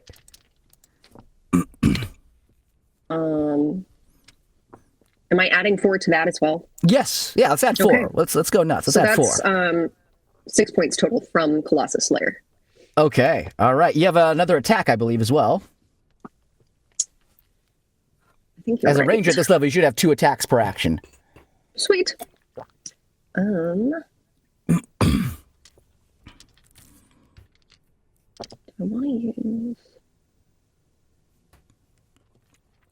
then Anathi, you're up next, followed by Druid. I'm gonna, because we have all of his little buddies floating around too, right? Yeah, they all popped up around you guys. Okay, I'm gonna use my dancing rapier then. Okay. I think I used my bonus action, so I'm just gonna use it normally. We'll see if it works. Okay. That would be a 28 to hit. 28 hits, yes. That'll Sweet. hit.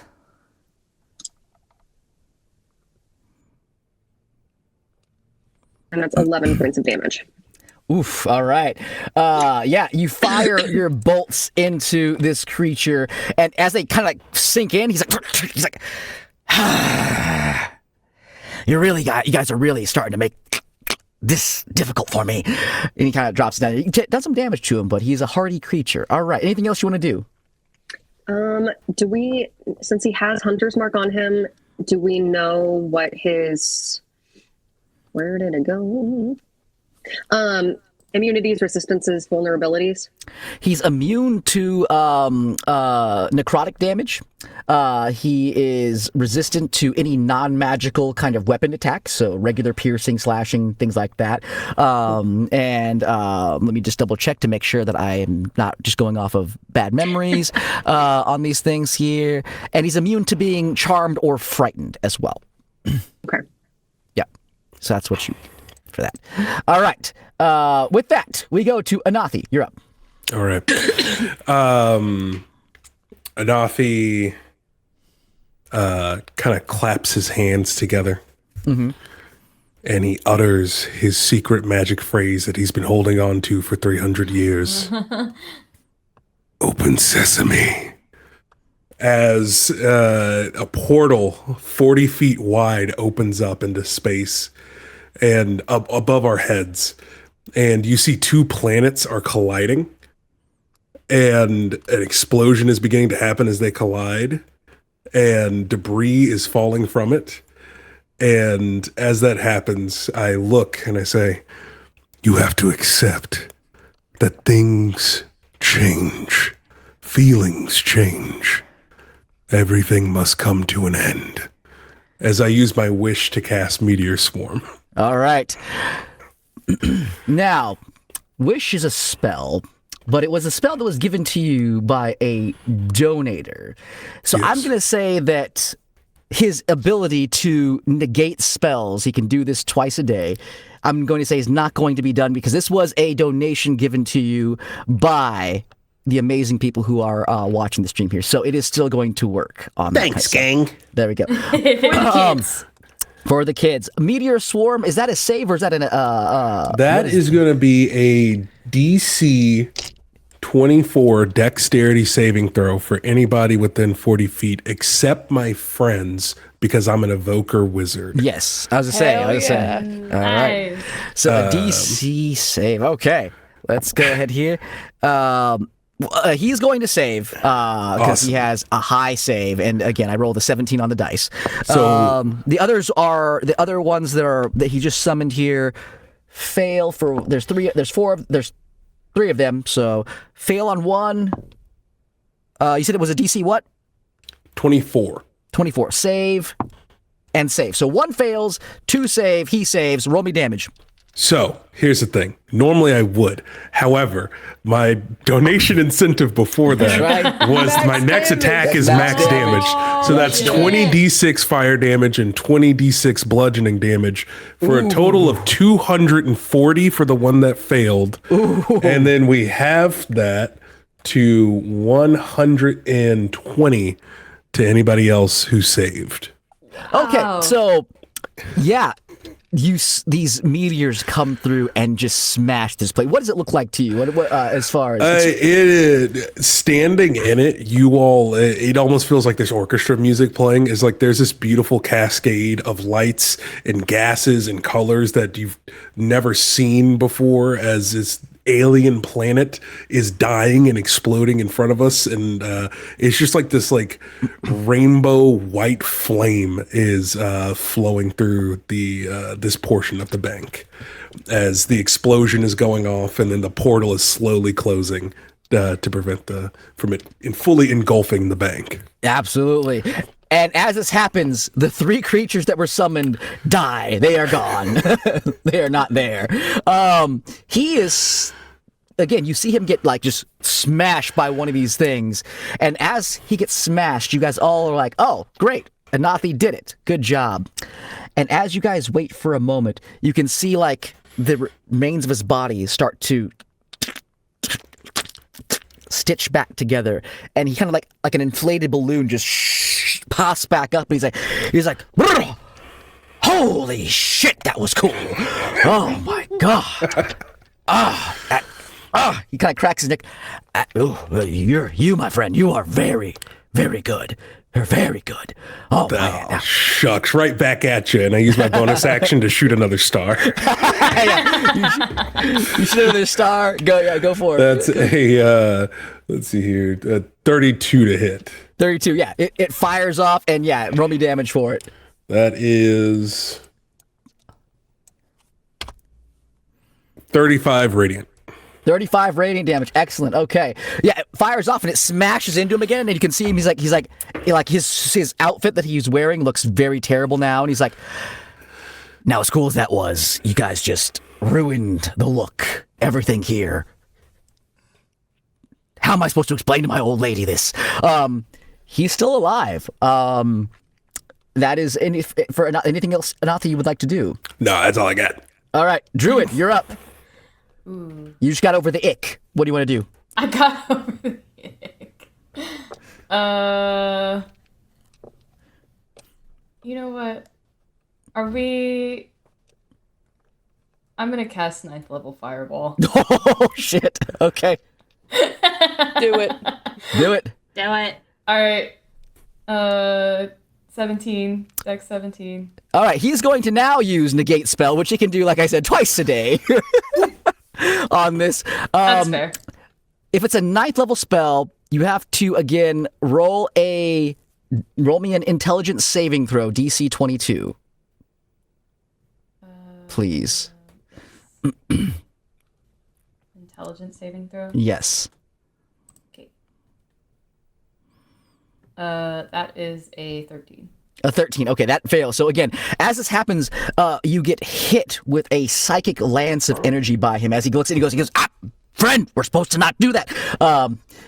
It interrupts your channeling of this massive power within you to cast this fireball spell. And you take, go and roll this real quick here. 39 points of psychic damage. Ooh. Okay. All right.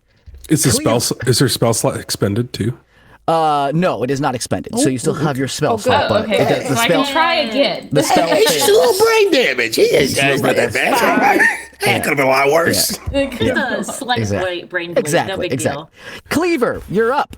You just see a massive amounts of meteors come down and just wreck the place. What are you doing? Well, you know, I'm gonna do the one thing I know how to do, and I'm gonna keep swinging. I'm gonna just hit him twice. Yes. Go for it. I don't really do much else. Go for it. Go, Cleaver, go. Ooh, not great. I still think I break 20 though. Okay. 4, 18 plus the 4 is 22. With my -2 AC from the help of the crowd, yes, that hits. Yay! Hey. Thank you, kids. I know it's not the kids that are donating, but I'm thanking them specifically. No, it's all the amazing viewers. Yeah. Oh, I didn't even make that. You know what? It's fine. 12. And we'll do another tattoo charge too. We'll just add some extra. Add it in. I also realized last turn I did not add rage damage at all. Okay. So I'm gonna not forget that this time. Don't forget that this time. Yes, don't forget that. It's tough to keep track. We're at level 17. There's a lot to keep track of. Yeah, there's a lot of dice flying around. So that's 10, 8 plus 6, 26, 27 plus 12, 30. 39 points of damage. Yep. Yeah. Excellent job. Excellent mathing. I didn't get the math part of the basic. No, you're D&D good. You're good. skills. You're doing great. You're doing great. Yeah. And I'm gonna swing again. Go for it. I don't think that hits actually because I rolled last time I rolled a 4. I rolled a 3. So Okay. if I beat his AC by 1, like I beat it last time, that means I don't meet it. What's the total? 17 plus 4, 21. Okay, yeah, you just miss. Just miss on this one. Just miss on it. So, all right. As this happens, Scream angrily. you scream angrily. You smack him in the face with your axe again. Scream angrily. Anything else you want to do? I believe that's everything. Okay. With that, you smack him in the head. He's going to use a legendary action, and he is going to chant out. And every creature he can see within 60 feet, which is everybody, needs to make a Wisdom 22 saving throw, please. I'm good at these.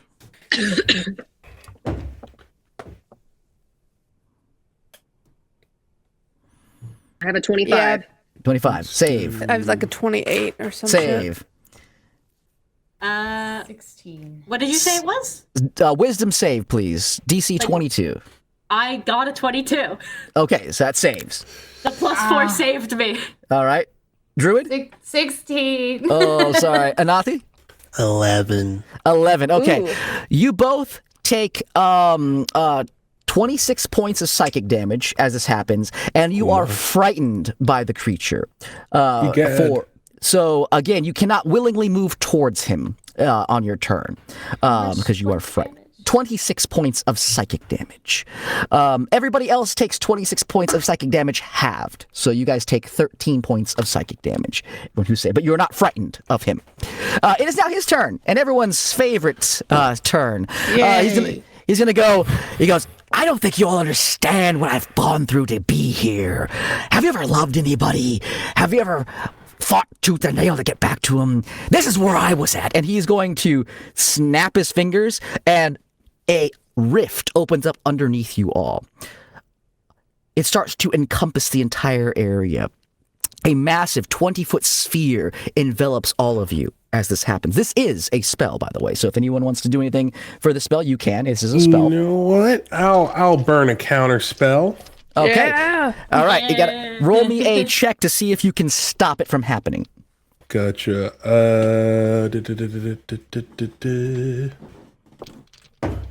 This is a. What do I need to add to it? Your spell modifier, I believe, should be pretty high for you. Okay, gotcha. That's a 19. A 19. All right. Oh, wait. Plus 4, so 23. All right. With that, it is enough to stop the spell from happening. As you guys see, like, this horrifying other plane of existence with tentacles and all these other kind of horrible, like, monstrous clawing, gnashing teeth and things like that are about to envelop you guys could get the sense that this was gonna really hurt. But Anathi, what do you say to stop this from happening? I go, stop, and I take off my sandal and I smack it. And I just start smacking it and put all my magic inside of it, like it's just, you know, like it's just stopping it and closing the portal back up. Stop it. I've been hit with a shoe since my grandmother. My God! Reminds me of mi abuela. You took me right out of it. He's very upset. He is going to, he's going to be like, I can't mess around with you guys anymore. I got things I gotta do. And he's going to start to change. And because somebody said Beetlejuice, I'm gonna turn him into a giant snake monster. So he starts to change and he starts to elongate into this massive giant worm-like creature, taking up a lot of the space actually. But that's gonna be his turn. We go to Isabel. Yeah, I'm gonna 8th level guiding bolt this thing. Jesus Christ, okay. Go for it. That is a plus the 4, 28 to hit. Yeah, that'll hit. That'll hit. I don't got enough D6s for this shit. It's a good problem to have. Good problem to have. That is 50 damage. 50 damage. Yeah, how does it look? What do you do? It is just this bright, like, meteor sunlight just coming from the roof to hit this man in the face. Nice. I love it. All right. Very good. Very good. Anything else you want to do? Do I have bonus actions? Everyone has bonus actions. Just depends if you have bonus actions you can use. I am just going to move so that I'm in front of him. Okay, all right. He's going to use a legendary reaction to use a tail attack as his worm self here after getting hit with that. And he is going to hit Anathi, who just hit him with a shoe. Anathi, he is going to roll to hit with his tail. That is a 15 on the dice, plus 12, plus numbers. He's going to hit you on that one. That's definitely going to hit. It's definitely going to hit. He is going to... I'm going to roll damage and make me a strength save to see if you get knocked backwards. As a wizard, I am as a wizard. Historically phenomenal at those. That's a 10 minus 1, okay. 9 plus 10. Yeah. No. You get knocked off your carpet that you were on. 24 points of bludgeoning damage to you, and you are knocked prone, and you get pushed back 10 feet from where you're at. So you get knocked off and you kind of roll on the ground away from him. All right. Isabel, anything else you want to do on your turn? No, I'm just going to try and block his path. Okay. He's a big snake monster now, so it's going to be tough, but you can definitely try. Volante, you're up. Alrighty.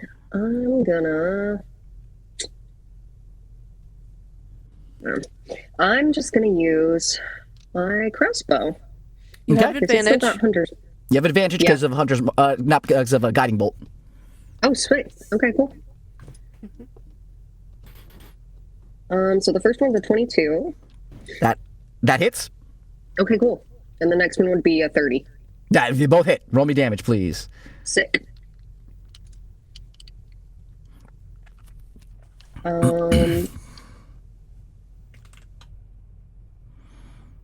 That one would be 14. 14, okay. And then I'll use Colossus Slayer. That's going to be 12 more. Okay. So 26 total points of damage so far. And then your Hunter's Mark.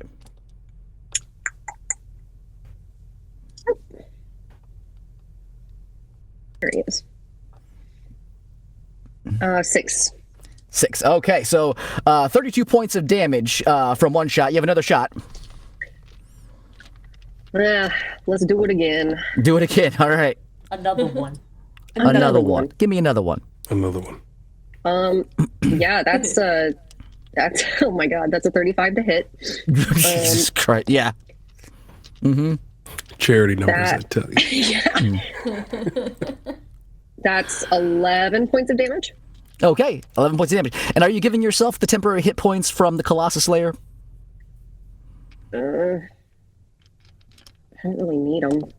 No, okay. I'm saying it's other options. That's you're good. You're good. You're good. All right. Anything else you want to do? think that's it. Okay, it's going to use its legendary action because it can do those things here after it gets hit. It's going to try to, again, wrap and coil the person who's trying to get in their way. So Isabel, it wraps around you very tightly, and it is going to try to put the squeeze on. I need to make me a dex save to avoid being wrapped by this creature. Okay.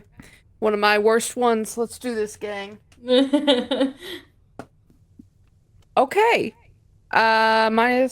Plus 5, 21, 22. 22. Unfortunately, that does not save against the DC on this particular one. You are wrapped and considered restrained at the moment. And you also take... I'm just gonna here.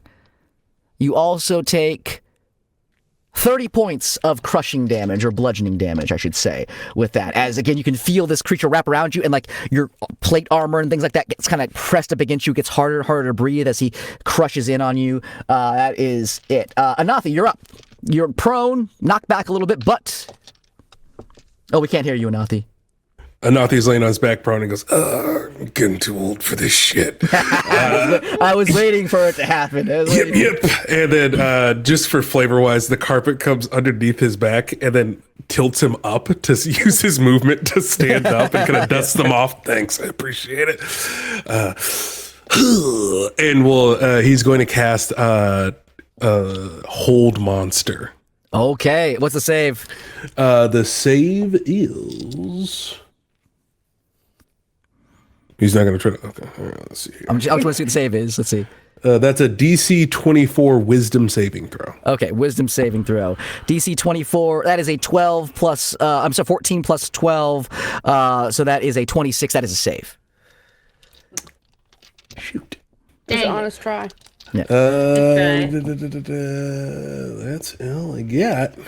Okay. That's my turn. He's going to look at you and I'll use my bonus action to shoot another star. Go for it. Yeah, go for it. I have 4 of those left. 3 after this one. That's a 18 on the die plus the 16 plus the 4. It hits. For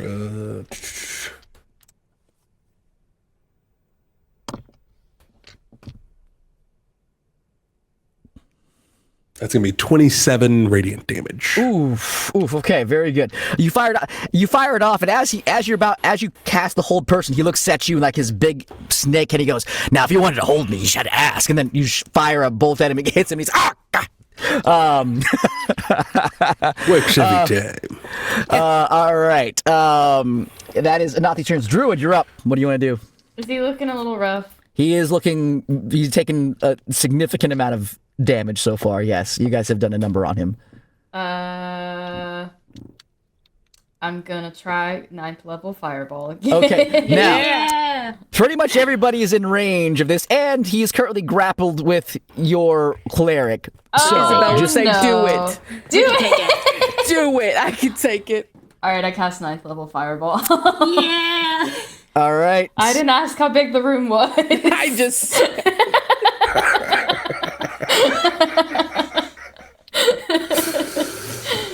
All right, go ahead. What's the save for fireball at 9th level? It's a dex save? Yeah, dex save. 17? Okay. 17. I was going to say...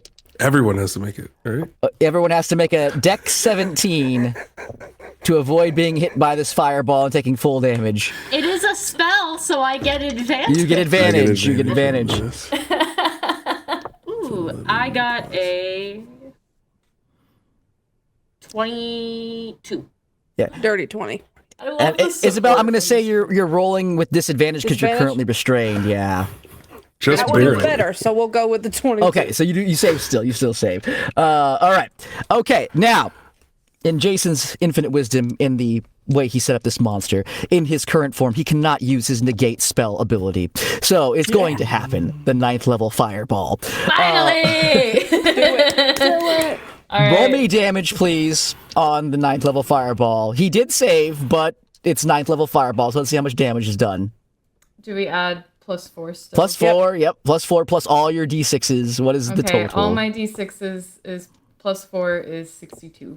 62 points of fire damage. Tell me how does it look?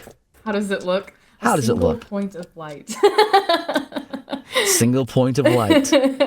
Starts forming from her hands, and she is just like, she's so just like, there's not a thought in her head, just fire. Like, Just fire.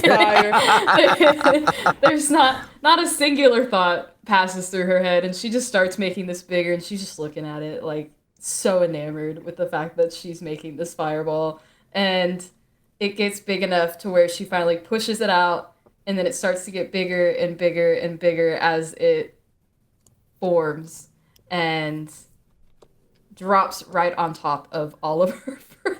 Yep. Okay. So. Isabel has a huge thumbs up from behind the monster. Yep. So everyone who saved, it was how much damage was it? I'm sorry. 62. 62 points. Everyone takes 62 points of damage halved. If you saved. If you did not save, you take the full 60 points damage. Oh my goodness. 31 points of damage. All right.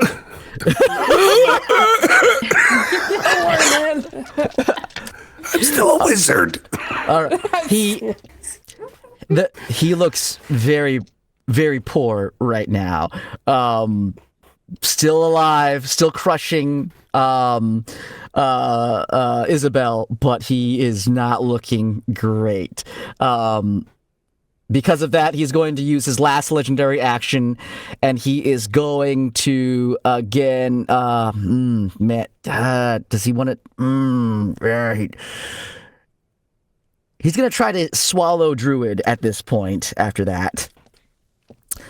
So Druid, he is going to use a legendary action to try to eat you. That is a 13 plus 14 plus 12. That's going to hit. Wait. I'm just kidding. Shield. It just again, he cuts his neck kind of elongates, and he just and he comes down and he bites you. You take let me roll this here. 49 points of damage, and you are currently in its mouth, and you are also considered restrained at the moment. But that's its last legendary action. I have 4 HP. I got you, baby. I got you. But you You're can't see restrained her. too. I don't got Cleaver. fear. Cleaver, you're up. Oh, I mean, I can't heal. But what I can do is I can try and kill him before it gets back to his turn. Oh, hold on. particular Before we set go, of Here. skills. Nolan's going to stop this and save my Oh. monster, is what he's going to do. Nolan, give us the healing Obviously, surge. that's exactly what That's I'm what he's going to gonna do here. With that $20 from Monkey Man, which Thank crosses you, Monkey the Man. Thank $2,300 you. threshold, Thank you. all the players Yeah. Thank you. get plus 23 HP. Yay. Thank you, Monkey Man. Additionally, because it's a $20 donation, a wild magic surge happens. Oh, excellent. And this is going to be player 3, which remind me who that is. Is that Kayla? It's me. You are you gain a size. Oh. So if you're a medium creature, you are now large. Oh. Gaining all the benefits of that, which I think adds a It's- dice modifier. Yeah, or it adds something. dice modifiers to it. Yeah, so it's Yeah. it's a good one because you already have a really big, beefy barbarian robot. Now it's got even bigger. Yeah, and then Shorty's monster gains 500 HP. Bye. Excellent. Thank you. No. So about No, I'm just kidding on time. that one. But I mean, yeah. But we just nuked him. 5. You did you hold on? Would you mind rereading that? You sure it wasn't like 50? You sure it wasn't? No, it's 500, let's see. 500 HP. 500. Actually, it was minus 500. Oh, you're right. It was minus 500. Yeah, no, I just made that one up because I wanted to see y'all's reaction. That was fun. It was That great. It was good. great. Good It times. was a good one. Get out of here. All right, bye. Bye.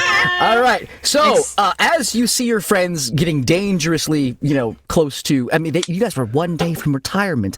The wild magic surges, and you see your robot friend here, your barbarian construct, like Mario, just get bigger as this happens. Yeah, go ahead and what do you want to do? You are now a size larger. You are now a large creature I start swinging. So what does that mean? You said it was a dice modifier. I don't know. Yes, you get extra dice per attack, and because we are doing this for charity, we're going to say it's an extra 2d8 of damage that you'll get. Okay. With that. So 2 more. I will make this reckless as well. Go for it. You have advantage on it. That is a natural 20. I am not fucking. I can lift up my. No, you're good. I love it. I love try it. to gently. Whew. I don't know if you can see the kraken. All right, roll me damage. Double the damage on the dice, please. Okay, so double number on dice, or So yeah, whatever you roll on the dice, you double that. So if you roll, perfect. yeah, let's keep it simple. Okay. Keep it simple. I appreciate that for Yep. my math skills alone. I will blood fury this as well. Oh, okay. Your I druid, was like, gonna screaming, anyway. like, kill him! Come on. Kill him! Murder! Okay, math. The math has been kind to me. It's not a great roll, is the downside to that. So it's 3, 10, 13, so 26 plus 12 is 36? No, So I said 26, 38. 38. Okay. And that's doubled. You doubled the amount on the dice, right? I did, so that's with all that. Okay, so 38 points of damage. Okay, that's your first attack. You have another attack. I do. I will. 38 points. That's another natural 20. Holy shit. Okay. This one is on this one. No, it's good. It's good. I love it. Go for it. Roll me damage, please. Roll me damage, please. And you rolled the extra 2d8, correct? For your in-law. Roll them for this one. Roll 4d8 for this one as well, for your bigger size. Let me get all my d8s. I'm very glad at this moment that I am, in fact, a dice person, because I have this many dice to be able to do this. And I'll tattoo again. I still have to reduce. Go for it. Yeah, let's do it. Let's do it. Let's do it. Let's just mess this guy Let's up. go for it. Oh god. The math has gotten complicated, gang. For every second that it takes, I'm going to subtract dice from it. No, I'm just kidding. No. Okay. There. I've been putting them together in groups of 10 so I can just quickly. So 10, 20, 30, 31 times 2 is 62. 62 points of damage. Okay. 62 plus 12. Okay. All right. So minus off of his extra 500 hit points. I'm just kidding. No. So, Cleaver, tell us, how would you like to kill this creature? Yes. Yeah. I'm so sorry that I've gotten both how do you want to do this is tonight.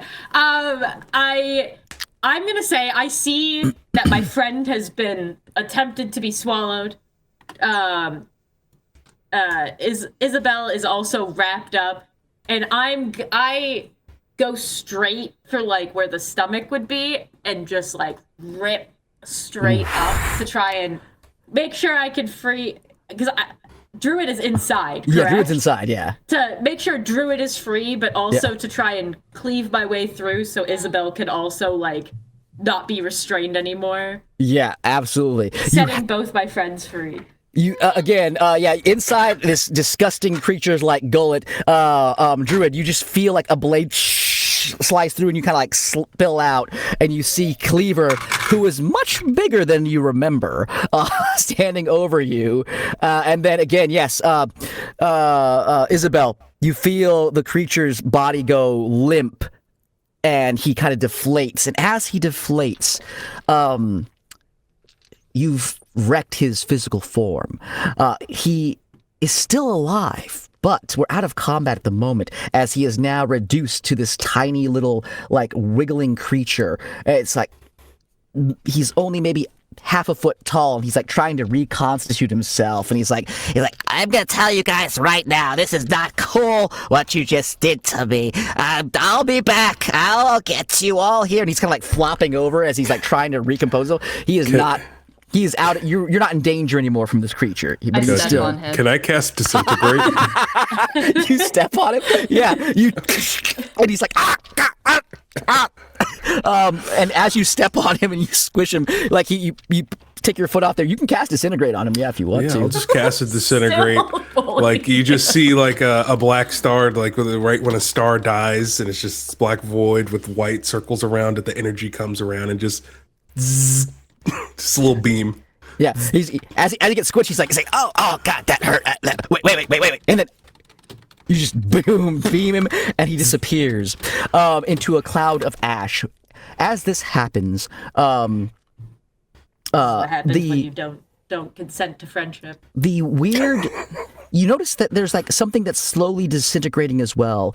It looks to be some sort of a necklace with maybe what looks to be a circular object, maybe a ring of some kind that was wrapped around his neck, and that starts to dissipate as well. But the ring stays there. It is silver. It's ornate. And again, anybody can make an Arcana check on this thing if they would like. Hey, have expertise in that. Nat 20 I'll Yeah, try. Excellent. for 29. 29.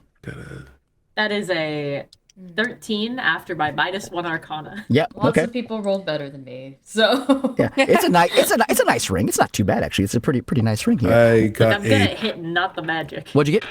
20. Wait, that don't make no sense. That don't make It's sense. over. It's over 20. Yeah, it's a 30. It's around a 35. Okay, yeah, then you're good. So you and Isabel immediately know what this is. This thing is tied to the creature's soul, basically. This creature will come back, but he has been basically destroyed and sent back to the plane that he came from. This here is basically, it is kind of like a phylactery to a degree here, where again, it is an essence of this creature that was here before. And you can see on there, it actually on the ring, as you look at like the inscriptions, it actually says, to my dearest Adelia. On the back of it here, so it was maybe a ring that he used at one point in time. But you recognize what it is, that it is dangerous, and it needs to be, again, handled with care, this ring. Should we step cast on it into the lava? oh, I pick up the ring and I say, "My friends, I think I'll take it with me into the astral sea. And should he return, he then won't be able to stalk his ex, and he'll be stuck with me in the infinity of space and have to talk through his emotions. I think that is a fitting punishment." Therapy, yeah. Therapy. Therapy. Yeah. Therapy. Therapy. Forced All right. therapy. Forced therapy. All right. With that, you guys have saved the day once again. A fitting end to the illustrious careers of these adventurers here, who will go off to retire in what they would like with their full-on savings intact, except for Anathi, who's giving everything away. Take whatever you want. It takes a lot of it from my hospice. Disappears. Donate to charity. It's fine. Cast teleport. You did Disappears. it. You guys And we made did it by noon. You made it by noon. We'll say we made it by did it. noon here. It was excellent. Right on the clock. Excellent. We expect nothing less from this group here. Thank you all for playing. Thank you all for hanging out with us here. We will end here for the night with this group. Unless there's anything else the group would like to say, or any plans that they might have for the future in terms of your characters after playing them now for some time. Isabel's going. Your clinic will be made. It'll be again. They're not going to build that strip mall out there anymore. It's again with Thank the down God. payment went through. Do I become a best-selling author? Ooh, roll a what should it be? What should the check? What do you want to roll for that here to see if you could be a best-selling author? Medicine. It's a book about medicine. Sure. Roll a medicine check. Yeah. That's an 18 plus 11 plus 4. Oh yeah. Best-selling author. Absolutely. It's going to be. I mean, Anathi will even see some of these books in the Astral Sea, like at some of the markets that he visits there. It's that popular. Very You good. all get a signed copy in your mail at some point. Collector's edition. Yay. Excellent. Are they mentioned in the foreword? They are to my best battle buddies. There we go. Anybody else have anything that their character would like to do before we wrap up the night? Any last minute things or? I think Anathi is just riding on his magic carpet, crisscross applesauce, Steve on his shoulder, and is just riding through the stars, writing in his little spell book about the adventures he went on and the friends he'll never forget. Absolutely. After, of course, you got the carpet dry cleaned, I'm assuming. And, Oh, and yes, things. definitely. Yeah, That was yeah, that was the first stop I made. I went to Abs- the local space Wawas and was able to get my carpet cleaned. Yeah. Absolutely. Absolutely. All right. Cleaver, Volante, Druid, anything that you would like to add for your character? If not, that's 100% fine. I go to the woods. I find a lumber mill in the middle of nowhere. I don't need to rage anymore. I can just be calm and chop down trees, get as much wood as I want. Love it, love it. Your mill actually helps produce the books for Isabel's things here, so you get to see some of the first drafts of this book come through here and things. So it's I send updates in the mail. I love it. Pen pals. All right. Yes. Volante, anything that you would like to do? Valanthe and the gold dragon become really good friends. And they also become pen pals. She's like, hey, thanks for not eating me that one time. And then she goes off on her. Love it, love it. And then last but not least, Druid, anything that Druid does after. Druid becomes a personal assistant to the Mistress of Death. I love it. All right. Well, we're gonna have everyone go around and plug what they want to plug here in just a second here. But again, we are done with our level 17 game here. Thank you all. You players were phenomenal. I was such a pleasure running for you guys. You guys were fantastic. And then thank you to everyone who's donated here. You guys are absolute legends for doing so and contributing to this amazing cause. I cannot thank the Playotic team for allowing us to come in here and to have some fun and raise money for an awesome cause. Thank you guys so much for everything you guys do. Again, I'm going to pass it over to my wonderful players here. Feel free to plug whatever you want to plug and everything. We'll start in reverse order of what we did last time. So we'll go Druid first. Okay. Everyone know who you are. Hi, I'm Kaylee. Kaylee Plays. I'm an editor for Playotic. Check out their channel on YouTube. There's also Playotic Vaults, where you will be able to watch all of this weekend's events in their entirety coming soon. So if you want those recordings, ask Nolan. They will be available to everybody. Awesome stuff. And then we go to Isabel. Go ahead and plug whatever and wherever we can find you guys. This has been amazing. Thank you so much for running this. Most fun. I'm Sky. You can find me, Sky Bunny TTV, pretty much everywhere. I am a main cast member for Untold Archives. We stream on Wednesdays. It's pretty fun, pretty cool, pretty silly. And I will be rounding out this amazing charity stream weekend tomorrow night. And it's going to be a lot of fun. So, yeah, that's all I got. Nice. Absolutely. And then we go to Marissa. Go ahead and share where we can see you, find you, all that kind of fun stuff. Oh, we can't hear you though we now. Can't hear you. No. She doesn't want to know. She doesn't want us to know where she's at. Okay, we'll let her fix her stuff here, and we'll go to Cleaver. I'll shout her out if she doesn't want to. Okay. All right. Or if she Wait a can't. sec. Does that help at all? There we go. Oh, there we go. There you We can go. hear you. Go for it. Go for it. I keep disconnecting. What am I up to after this? Oh Lord. I'm always on social media. You can find me at Marissa Duran. I'm still doing the anime thing. You could probably hear me in some shows. Stay tuned to find out. Excellent. Yeah. Right Everyone on. go watch Horimiya, Hell's Paradise. What else are you in? Those are the two big ones. Nice. That's awesome stuff. Awesome.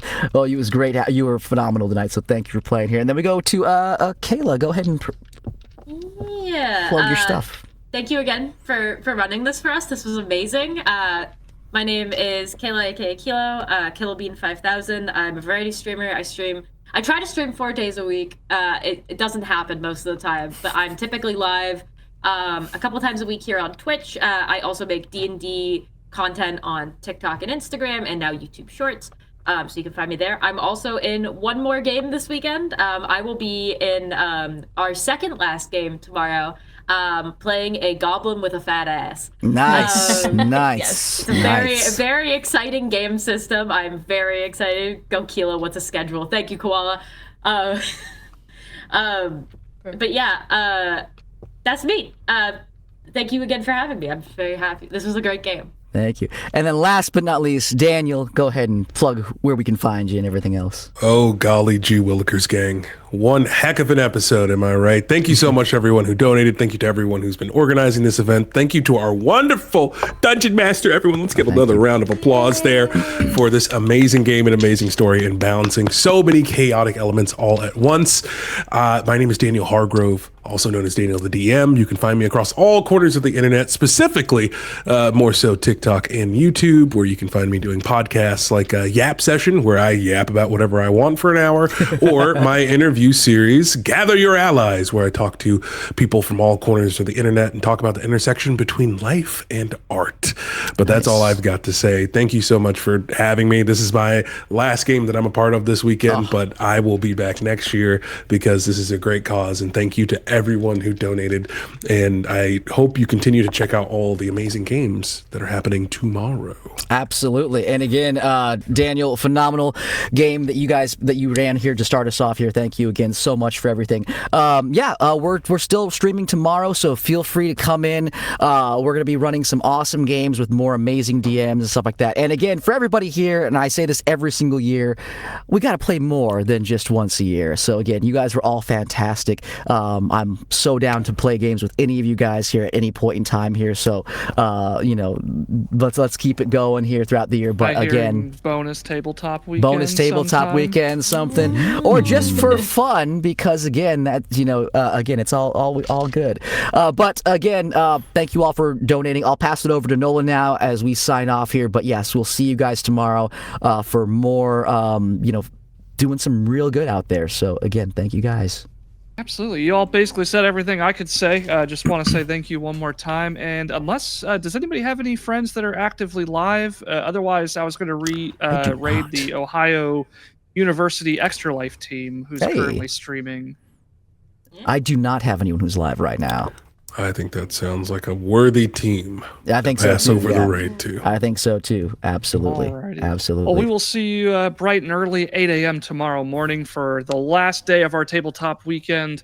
Thank you again for all of the donations over the course of the weekend. Every dollar truly does help. I'm